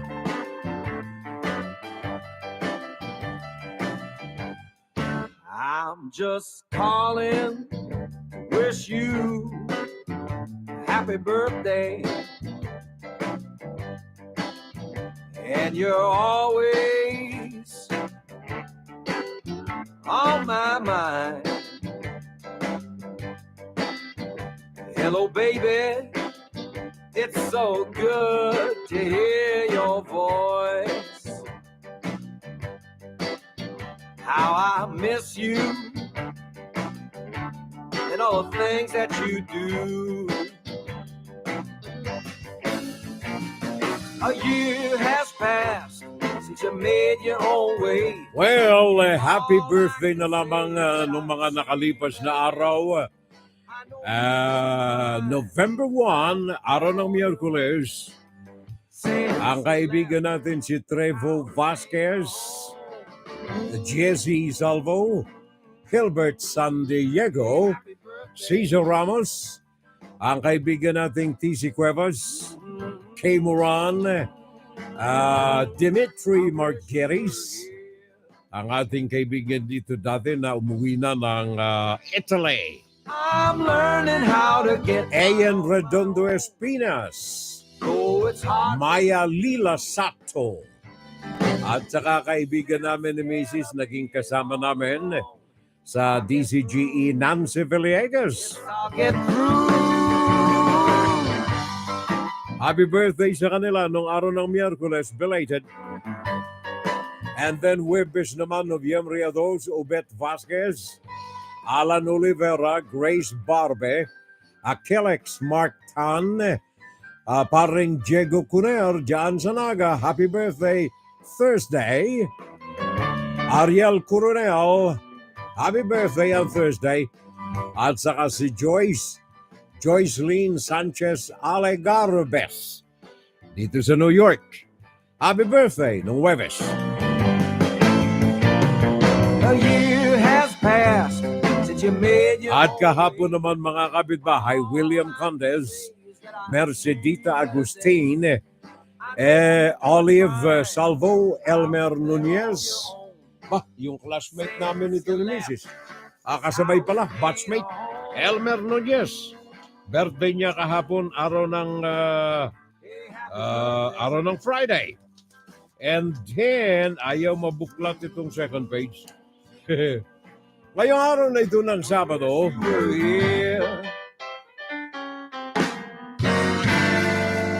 ngayong araw na ito ng Sabado ay birthday ni Melody Dio Gaspe Serrano at saka si paring Mark Salas at saka ngayon ay anibersaryo ng Filipino Delicacy. Araw ng Sabado, yan ang ating mga celebrants today. Bukas naman ay si John Bunag, Cielo Remoto, Sheila Año Nuevo, Tikboy Vallejo, Fe Pacata Duran, James Franny Dioret, at saka Emily Salvo Balugo. Yan ay Sunday. Magsimba kayo. By Monday naman ang mga celebrants natin, Novyembre 6, Romeo Bondalian, Judith Longakit, Lance Dizon Landicho, Grace Aguilar, Lolita Berha, Domingo Osita, Marvin Salvo, Felisa Salvo Jimenez, Maria Victoria Cabuloy, Ruby Arnaiz Loresto, at saka ang beauty, Kirby Asunto. Asunto. Kirby Asunto. Birthday niya sa araw ng Lunes. And then finally, sa Martes naman, Marlene Salvo, Johnson Lazaro, Avalone de los Santos, Jonabel Nava. At saka, sino pa ito? Salvo Marahin Huico, Counselor, Delma Salvo, at saka si Nina Pineda, ang ating field reporter ng Television Channel 7 dito sa New York, Filipino Blood. Nina Pineda. And of course, si Ariel de Bongalonta de Magante, kaarawan niya sa araw naman ng Martes. At saka si Manay ay may binabate. Ang aming daughter-in-law noong nakalipas na Oktubre 29, Sunday, ay kaarawan ni Maria Evelina Espejo Salvo. Belated birthday greetings. And of course, ang pare ko si Jundi T. Valencia, nagkakanda mali. Ilang beses na nagpadala sa akin, sabi niya, oops, mali pala pare ko. Pasensya ka na, matanda na kasi. Kunsyal pala, hindi pala, barangay pala, hindi pala, kagawad pala, hindi pala. And finally, ito yung kanyang listahan. Greetings, my friend, from Jundi T. Valencia, to all Antonio, my cousin, barangay chairman, San Roque, San Isidro, Nueva Ecija. Also, Francarino, my nephew, Kagawad, Barangay San Roque, San Isidro, Nueva Ecija. And also, Ria Carino, my apo, Sangguniang Kabataan Chairperson, Barangay San Roque, San Isidro, Nueva Ecija. Finally, natutuhan niya kung ano yung mga designation ng itong mga kamag-anak niya. And addendum, my friend, sabi ni Jundi pa rin, addendum may addendum ba siya? Addendum, my brother, kindly greet my daughters, Jane Concepcion. Her birthday is November 3, yesterday, Friday. And Nikki Ochotorina. Her birthday is also November 8. To them, my daughters, happy birthday. From your father, loving father, the handsome Jundi T. Valencia. May God bless you and give you more blessings in life. Happy birthday, my daughters. Pare ko, ayos ba? Jundi T. Valencia, my friend.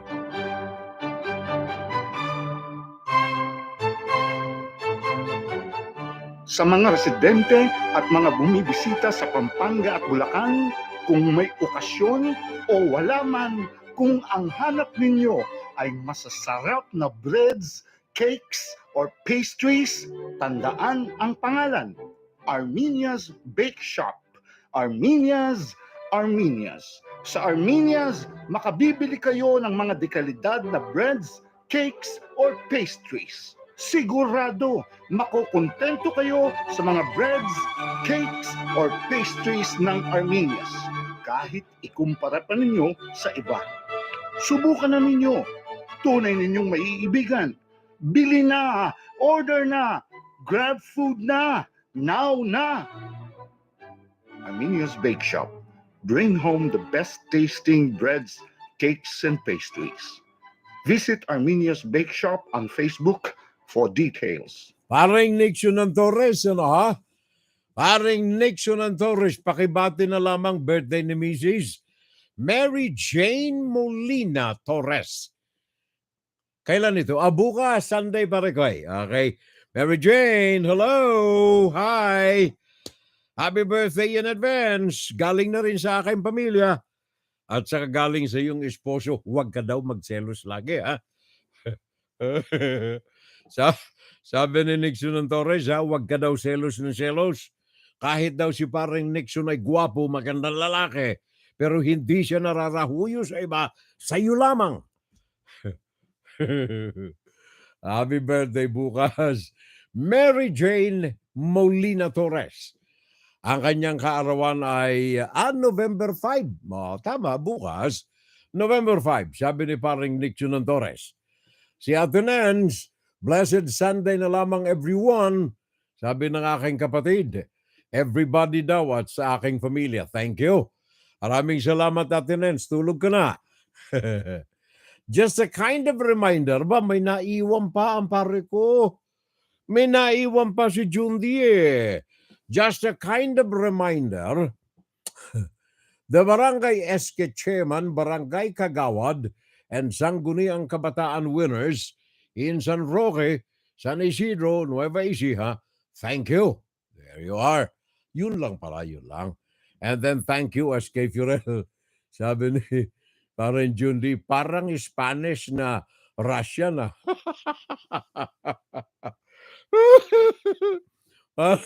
Alam kay Spanish na Russian pa, pare ko.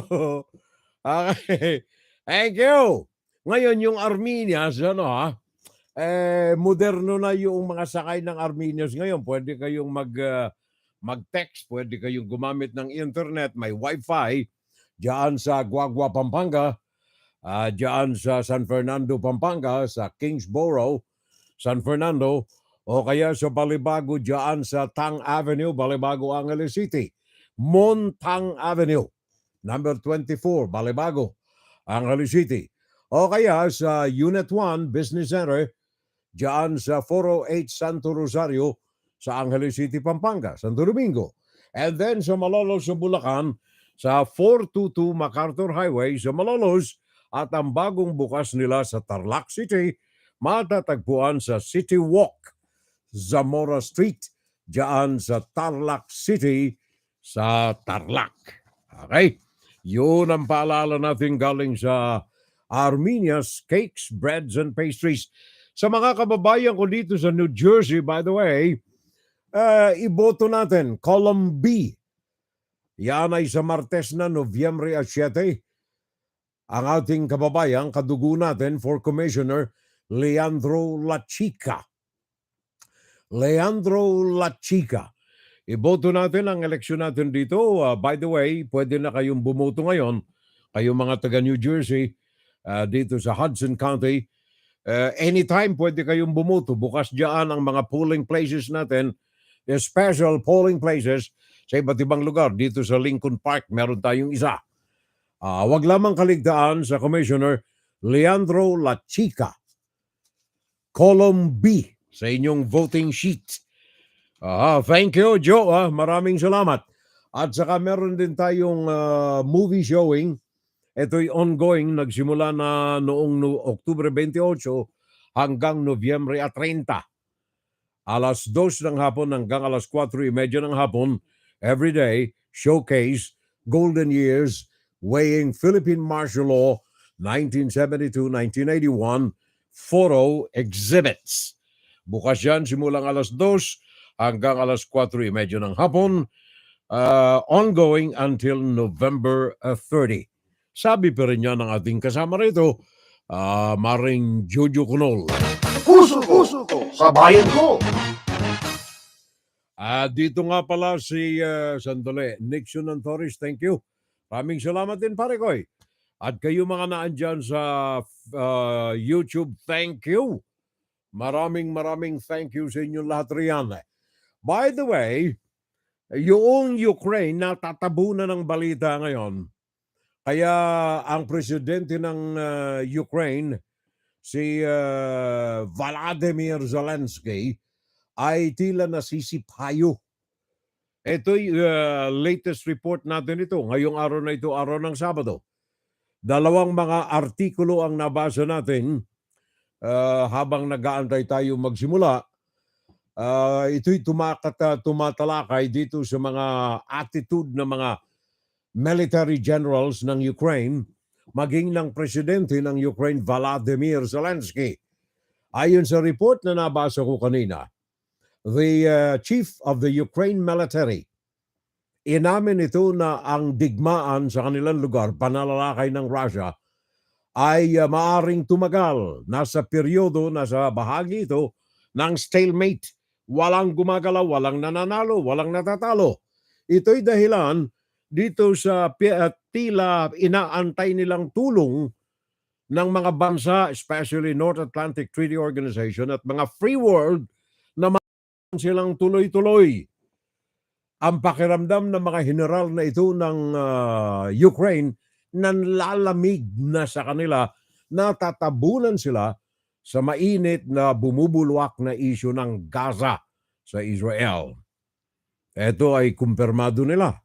And then ayon pa dito sa isang general, si Volodymyr Zelensky, sa kabila ng exhausted effort nito, yung talagang grabe na pagsusumikap nitong mapuntahan ng mga bansa, makausap ang mga presidente, especially European Union, and then North Atlantic at saka Amerika, nasisipayo kaya't mainitin na ang ulo raw nitong si Zelensky.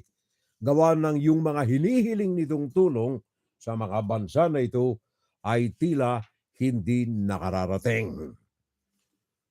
Ayan ay dahilan sa natatabunan sila ng mga kasalukuyang kaganapan doon sa Israel. In fact, sa kasalukuyan dyan sa Israel, si U.S. Secretary of State Anthony Blinken na makikipag-usap ngayong araw na ito, Saturday, sa mga leader ng Middle East countries, kasama na riyan ng Lebanon, Prime Minister Najib Mikati. And then sa Jordan, makikipag-usap ito pagkatapos na kanyang makausap ang pinuno ng Israel, na sabi ng Israel, hindi nila pwedeng isakatuparan ng kahilingan ng Amerika na magkaroon ng ceasefire na walang palalayain na mga bihag, mga nasa kamay ng Hamas na mga iba't ibang lahi na kanilang ginagawang pangsanggalang. Kaya sabi ni anong tawag niyan, ni Prime Minister Benjamin Netanyahu, sabi niya, pwede tayong magpairal ng ceasefire, pero bago yan, palayain muna lahat ng mga bihag ng Hamas sa kanilang mga kanlungan sa loob ng Gaza. Ang Israel ay umamin na responsibilidad nila ang pagkakabomba sa isang anong tawag niyan, ambulansya. No, hindi ambulansya. Hospital, there you are. Isang hospital sapagat ito ay kinakanlungan ng mga Hamas sa kanilang hindi makatao na pakikipagdigma sa Israel. Yan ang ilang mga latest developments dyan sa Israel Sa kasalukuyan mga kapitbahay, binabantayan natin para sa kapakanan ng ating mga kababayan. Pakinggan Na si nandoon. Ferrell Salvo tuwing Sabado dito sa FGS Web Radio para sa mga Pilipino. Diyan naman sa Nepal, kanina lamang, midnight Friday evening, oras sa amin dito sa Amerika, 129 ang mga nangamatay dahilan sa lindol na tumama sa hilagang kanluran ng Nepal. Yaan ay Biyernes, oras sa kanila. Nagkaguhuan ng mga malalaking mga gusali sa loob ng naturang lungsod, kung matatawag nating lungsod. Ang lindol na ito ay nasa 5.6. Ayon sa United States Geological Survey, at ito ay tumama 42 kilometro, mga 26 na milya sa Jumia, sa Nepal. At ito ay ganun din naramdaman sa Karnal Province, diyan din sa Nepal. Ayon sa report, hindi pa nila masasabi kung ang 129 na itong bilang na mga nangamatay ay final. Gawa ng marami pa ang mga hindi na mapupuntahang mga lugar sa loob ng Nepal na naramdaman ni yanig ng 5.6 na lindol Friday. Kung matatandaan ninyo, noong kailan yun? 2017, I think, kung ako hindi nagkakamali. Nagkaroon na rin ng lindol. 2015 pala. Nagkaroon na rin ng lindol dyan sa Nepal. In fact, ayon sa nagmamasid dyan, parang every 10, 12 days, years, every 10 or 12 years, lumilindol dyan sa Nepal. The last time, noong 2015, 7.8 ang lindol, pumatay ito ng napakaraming mga mamamayan. 500 mahigit ang namatay sa lindol dyan sa Nepal. And then of course, si Blinken, abalang-abala sa kanyang paglilibot. Kagaya ng nasabi ko, galing sa Israel, pupunta siya ng Jordan at iba pa. United States Secretary of State Anthony Blinken. Pakinggan natin ang dagdag na report na ito. A full plate, a lot of meetings, but this is going to be a delicate diplomatic dance for the Secretary of State. On one hand, he wants to show that the U.S. supports Israel, says that Israel's war is just, but on the other, he is going to be applying pressure on Israeli officials to limit civilian deaths and as well as to get more humanitarian aid into Gaza. He believes that humanitarian pause could also help get U.S. citizens out of Gaza. So far, though, we've heard from Israeli officials saying that they have no interest in a humanitarian pause, a ceasefire. They believe that they are on the offensive. They're on the front foot. They're going after Hamas. They're making progress, as we heard from the prime minister. And so they have no desire to really let up at this point. But the secretary does have a bigger mission here, and that is to break the cycle of violence that has led to multiple wars in the past. Over the past probably 16 years, I think there's been about 5 wars between Israel and Hamas militants. The Secretary of State wants to break that cycle and to find what he calls a durable and sustainable peace. The thing that we do know is on the northern part of the Israeli border with Lebanon, there's been a lot of fighting, a lot of border clashes between Hezbollah fighters and the Israeli military. Dozens of Hezbollah fighters have been killed. And we've seen that violence simmer for the most part, escalating at times, but not really turn into this full-on second front that a lot of people have feared. And where is Hezbollah's direction in this? Where do they want to take this fighting? Are we going to see a second front in this war, or are we going to see more of that low-intensity border clashes that we've seen over the past 3-4 weeks now? And so that is going to be interesting to see. Also, does he mention Iran? We know Iran has been not only supporting Hezbollah, but also militias in Syria who've been firing rockets into Israel, and also the Houthi rebels in Yemen who've launched ballistic missiles at Israel. And so all these things are going to be very critical when we listen to that speech. And Thank you. Maraming salamat. Yan ang tinig ni Ian Lee ng CBS News na nakabase roon sa Tel Aviv.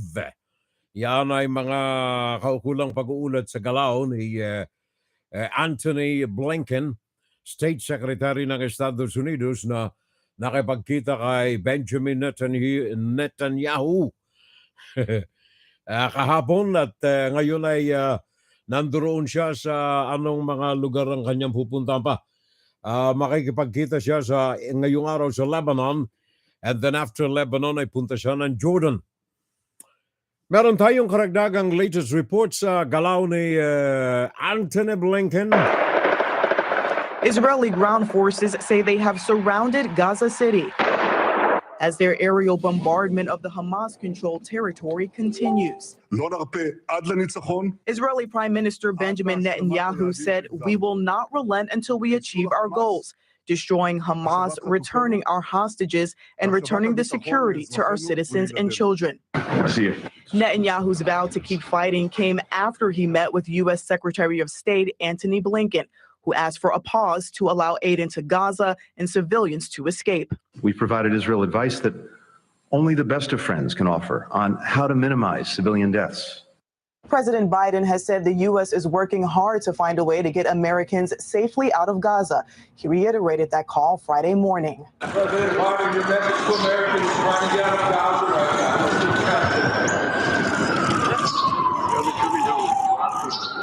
The U.S. is also working to try to prevent others from joining the fight against Israel. We need to continue to prevent escalation of this conflict. It's spread to other areas. Israel says civilians in the north of the country were injured in a rocket attack from Lebanon.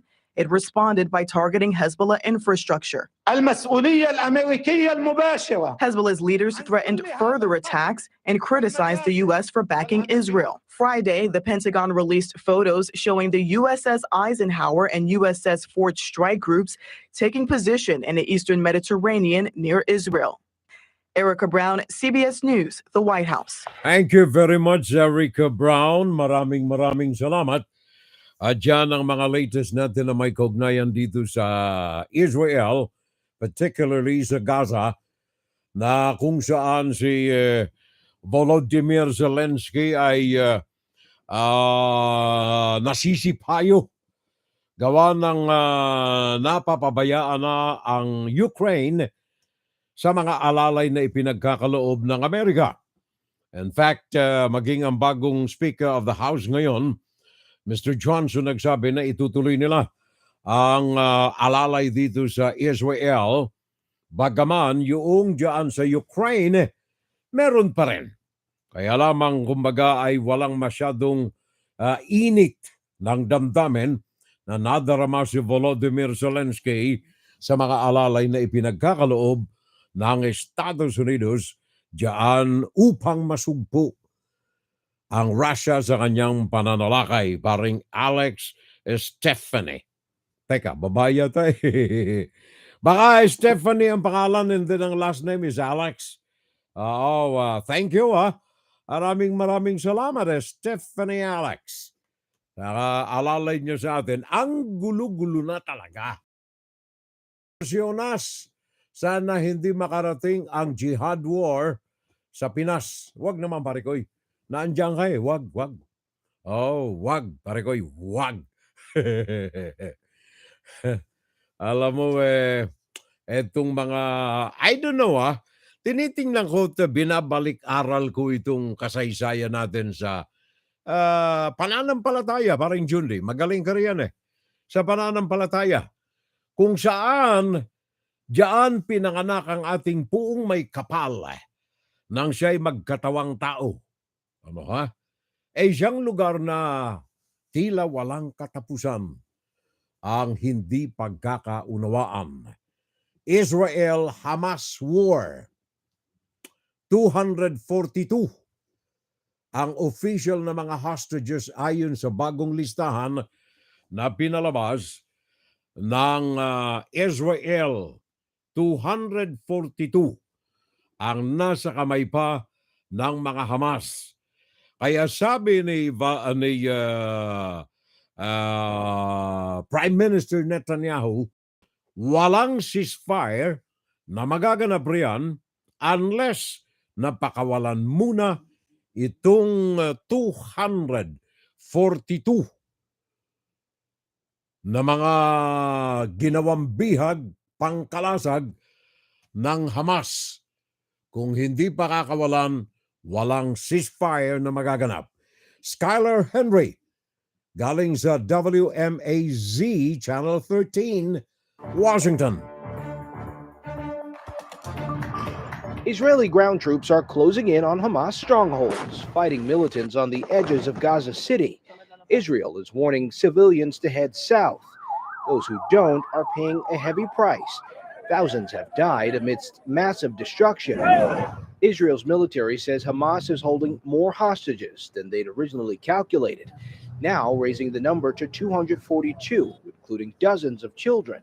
U.S. Secretary of State Antony Blinken will be back in Israel on Friday, working on their release. We will focus as well on steps that need to be taken to protect civilians who are in a crossfire of Hamas's making. And we want to look at concrete steps that can be taken to better protect them. President Biden has shown staunch support for Israel, but he's also calling for a humanitarian pause to get hostages out and aid to civilians. The conflict has created a divide in Congress. The new House Speaker is promising quick action on an Israel aid package. We're going to do it in short order, and it provides Israel the aid it needs to defend itself, free its hostages, and eradicate Hamas. Over in the Senate, Majority Leader Chuck Schumer is calling the House bill woefully inadequate. Dozens of Americans trapped in Gaza since the war began are finally making their way home. Palestinians with dual citizenship have been allowed to exit through Rafah Gate into Egypt, while trucks enter carrying urgently needed humanitarian aid. Thank you. Maraming salamat. Naalala ko tuloy dyan sa Iran. Ha? Kahapon ang sentro ng mga balitaan at mga focus ng atensyon ng media ay yung magiging talumpati ng pinuno ng Iran na may kaugnayan dito sa gera ng Hamas at saka ng Israel. Marami ang maasa na itutulak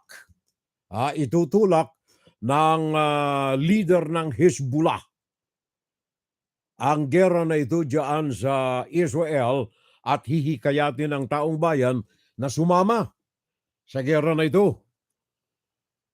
Kaya lamang ay mukhang nabigo itong mga nag-aalab na damdamin itong mga miyembro ng Hezbollah nang walang binanggit ng pagpursige ang pinuno ng leader na ito nila na isulong ang kanilang hantaran na pakikipagdigma sa Israel in support doon sa mga miyembro ng Hamas.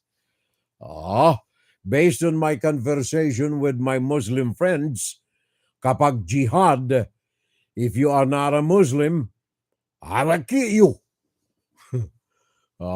Sabi ni paring June de Valencia. But if jihad is declared, kahit kaibigan ay papatayin niya. Nakaw. Di subukan niya, di ba? sabi ni June de Valencia. Sabi ni Leonor Curata Fiorel, pabati po ng happy birthday, Christine Joy Villedo. Ngayong linggong ito ang kanyang birthday. Happy birthday niya. Buti, alaala mo pa, no? Nakalimutan mo, no? Nakalimutan ng kaibigan na nating Leonor Curata ang birthday ng kanyang kaibigan Christine Joy Villedo. Ang kaarawan bukas Sunday.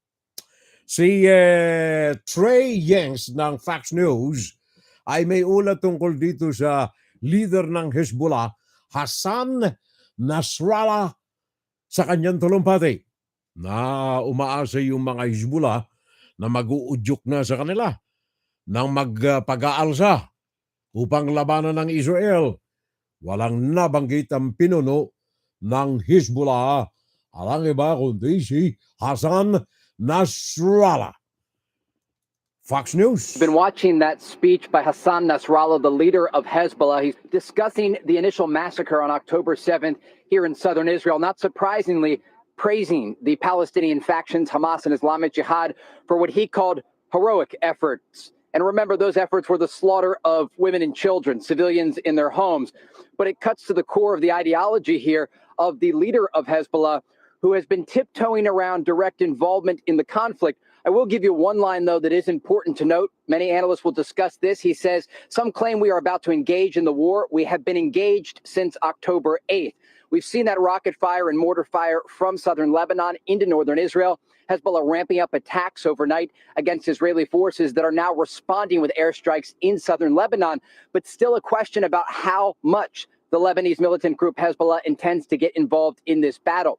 Here on the southern front, we've seen Israeli troops today operating behind me inside the Gaza Strip. We've been watching as tanks and bulldozers operate on the edge of Gaza. I even saw a D9 armored bulldozer destroying a house earlier today. And it gives you a sense of how the Israelis are operating. They're looking to destroy any of the places that Hamas militants could hide and also destroy those tunnel exits where Hamas has been ambushing Israeli forces. They have killed 24 Israeli soldiers, we are told, since the Friday night operation started. The Israelis pushing deeper in, and the chief of staff in Israel saying that the Israeli forces have now surrounded Gaza City. Again, the street-to-street battles are expected to continue throughout the day today and for weeks to come. We do know the destruction will be focused on the northern part of the Gaza Strip as Israeli troops look to continue support from their artillery units that you hear in the distance and also their air force overhead. But it will be a challenging battle, and Israel says it may take months to complete. Thank you. Maraming salamat, pare Clay. Yan ang Fox News New York naka-assign. Ang reporter na yan doon mismo sa Tel Aviv, sa malapit sa Gaza. Now, yun ang ikangay pinanggagalaiti ni Volodymyr Zelensky. Sabi nga ni paring June de Valencia, maging ang Yemen ay nakisali na rin laban sa Israel. Nasa focus ngayon ng mga media men ang nagaganap ng mga kaguluhan dyan sa Gaza, sa Israel. Napapabayaan na ang laban ng Ukraine sa dambuhalang Russia. Kaya napagalaman natin kahapon, araw ng Friday, oras sa amin dito, na ginamit na ng Ukraine yung ATACMS missiles na gawa dito sa Amerika for the first time. Gumamit na ito ng naturang mga missiles, nakakaiba ang lakas nito, ang power nito, kanilang ginamit na laban sa Russia. Bagaman ayon dito sa mga general at kay Volodymyr Zelensky, parang napapabayaan, parang natatabunan sila sa mga ayuda na dapat nilang tanggapin din upang maipanalo, lalo pat higit na nasa pagkulapol na ng winter ang lugar ng Ukraine.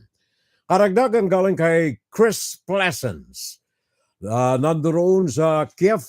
The eyes of the world may be focused on Israel right now, but the war in Ukraine is still raging, and it has become deadlier than ever. In just 10 days this month, the Ukrainians blew up more than 100 Russian tanks, and in one 24-hour period, claimed to have killed 1,400 troops in the deadliest day of the war so far. Kiev's men have opened up more bridgeheads across the Dnipro River near Kherson as they continue their unrelenting push toward Crimea. And US-made ATACMS missiles were deployed for the first time, devastating 2 airfields in one of the single biggest losses for Russian air power since Putin's invasion began. Nonetheless, officials in Kiev are beginning to get nervous as the crisis currently engulfing Israel threatens to expand into a wider war. After 18 months at the top of President Biden's inbox, Ukraine now faces having to share attention and resources with Tel Aviv. Already, tens of thousands of American artillery shells originally destined for Eastern Europe are being diverted to the Middle East instead. And Europe appears unable to take up the slack as plans to get Kiev 1 million shells have fallen behind schedule.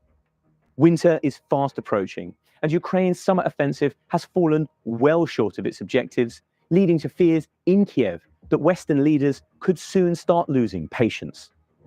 This is how the war currently unfolding in Gaza makes Ukraine's future more uncertain than ever, and why, despite that, Kiev is fighting back even harder. Thank you. Maraming salamat, Mr. Pleasance. Naandyan siya sa Kiev. Ang report na yan na kanyang mga binitawan. Ano ito? I'm waiting for Turkey and Russia to join the war. Then then the Bible prophecy will, will come true. This is the war of the good, the Gog and the Magog. Mhm.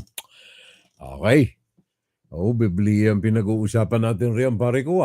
Bottom line, sabi pa rin ni paring Judy, many France, Israel is facing a war. Nuclear bomb it is. Wag naman, pare ko. Ikaw syado ka. Kahit tumitindi ang Israel-Hamas war, sabi ng pare ko Rodolfo Rania Eusebio, pero parang pa-relax-relax lang ang mga magagandang mga sundalong babae ng Israel. Ba? Ikaw sa dami-daming pinapansin mo, paring Rudy, yung mga babaeng mga sundalong pinapansin mo baka gusto mo pang panoorin kung alin ang mga bansa na may mga pinakang magagandang mga sundalong mga babae. Ang Israel ay isa sa top 5. Pare ko tingnan ninyo. I-search ninyo. Alin ang may pinakamagagandang mga sundalong babae sa mga armed forces ng daigdig o ng bansa sa daigdig? Ang Pilipinas, basahin ko na lang kaya itong public service ng nasawa ko. Alas 5 ng hapon ngayong araw na ito ng Sunday, kaming mga nasa kapaligiran natin, kaming mga nandirito sa New York, New Jersey area, baka gusto ninyong makiparada, meron kaming gagawing Parade of Saints ng mga CCD students, alas 5 ng hapon ngayong araw na ito ng Sabado, 4 ng buwan ng Nobyembre, dito sa simbahan ng Our Lady of Victories Church. Simbahan na nga ng Our Lady of Victories. Ngayon, alas 12 ng tanghali, bukas Sunday, ay confirmation ng mga bata na tunay na dugo at Jesus. Kumpil. Tama ba yung kumpil? Di ba confirmation kumpil? Hindi komunyon. Hindi. Kumpil nga, kumpil. Kaya ako lang naman sinabi kasi kasama yan sa sa proseso ng pagtanggap ng body and blood of Christ, di ba? Itong aking direktor, Ngayon, ang celebrants dito, bukas ng tanghali sa confirmation, pangkumpil, di ba nang? The Most Reverend Bishop Gregory Estuderos. Yun ang aming mataas na obispo dito sa amin sa Newark. Sa Newark, sa Hudson County. Si Estuderos, Bishop Gregory Estuderos. Kaya kayo, na mga, kahit hindi kayo parishioner ng Our Lady of Victories, meron kaming special mass bukas ng tanghali, alas 12, kaagapay ng confirmation. Ano nga uli yung Tagalog ng confirmation? Ng kumpil. Ito yung pagsampal doon sa mga bata. Bahagi ng kanyang pagtahak ng landas patungo sa isang tunay na Kristiyano. Alas 12, celebrant the Most Reverend Bishop Gregory Estuderos dito sa Our Lady of Victories Church. Sama-sama tayo, simba tayo Bukas, Damascus will be gone in a day, just in one day. Paano mangyayari kung walang nuclear? Wag naman, pare ko, ikaw talaga puro ka extreme parang yun, ano ka ba? Huwag kang maghasik ng lagim. Nananakot ka Nananakot ka, pare ko kahit tumitindi ang Israel-Hamas war, pero parang pa-relax-relax lang yung mga magagandang mga sundalo na mga babaeng Israel. Magaganda talaga, sabi ni paring Jundi, ang mga Israeli women. Ano ito? Gal Gadot is the new Wonder Woman. Prior to her playing the role of Wonder Woman, she was a soldier of the Israeli military and also a Miss Israel. Kita mo na. Kasi roon, walang exception doon. Kay babae e lalaki, pag tumama na ang edad mo sa military enlistment, kasama ka na roon. Kaya yung mga magaganda, napapasama. Kaya nga ba't sabi ko doon sa top 5, the most beautiful women in the military of the world, isa ang Israel sa kasama.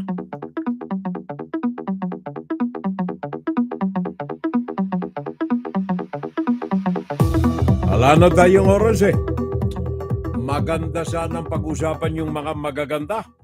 Sabi ni paring June de Valencia. Mahilig din si paring June de, paring Rudy. Mahilig din si paring June de sa magaganda. Diyan lamang tayo talo paring Rudy, Kasi tayo microphone lang ang hawak natin Kaya wala tayong mga nakatanghod na mga magaganda. Si Jundy, sabagat magandang lalaki at artista, nakapalibot. Hindi lamang nakatanghod, nakapalibot sa kanya ang magaganda. Kaya lamang at the end of the day, paalam na muna ang ating fun Saturday Live.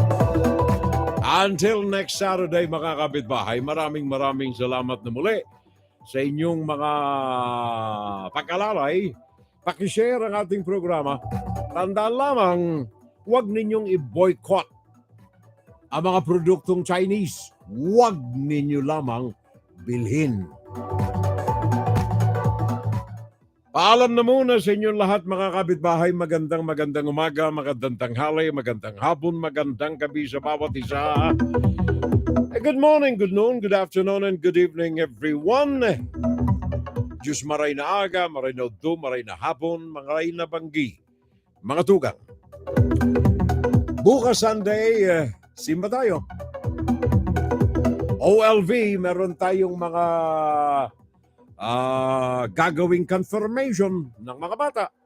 Sama-sama tayo at 12 noon. Fiorel Salvo po ito, mga kapitbahay. Thank you sa FSL YouTube. Maraming salamat FSL Facebook. Magaganda daw na parang si Madam G.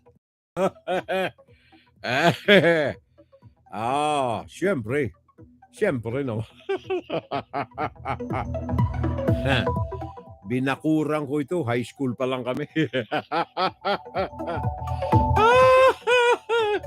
Paalam na muna, mga pare ko, mga mare ko. I love you all. Gaya ng pagmamahal ko sa aking pamilya.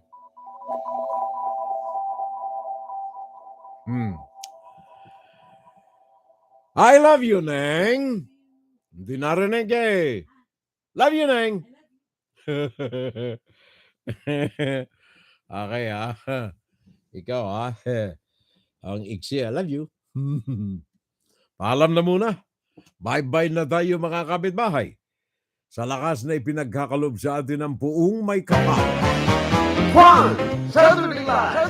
Saturday Live!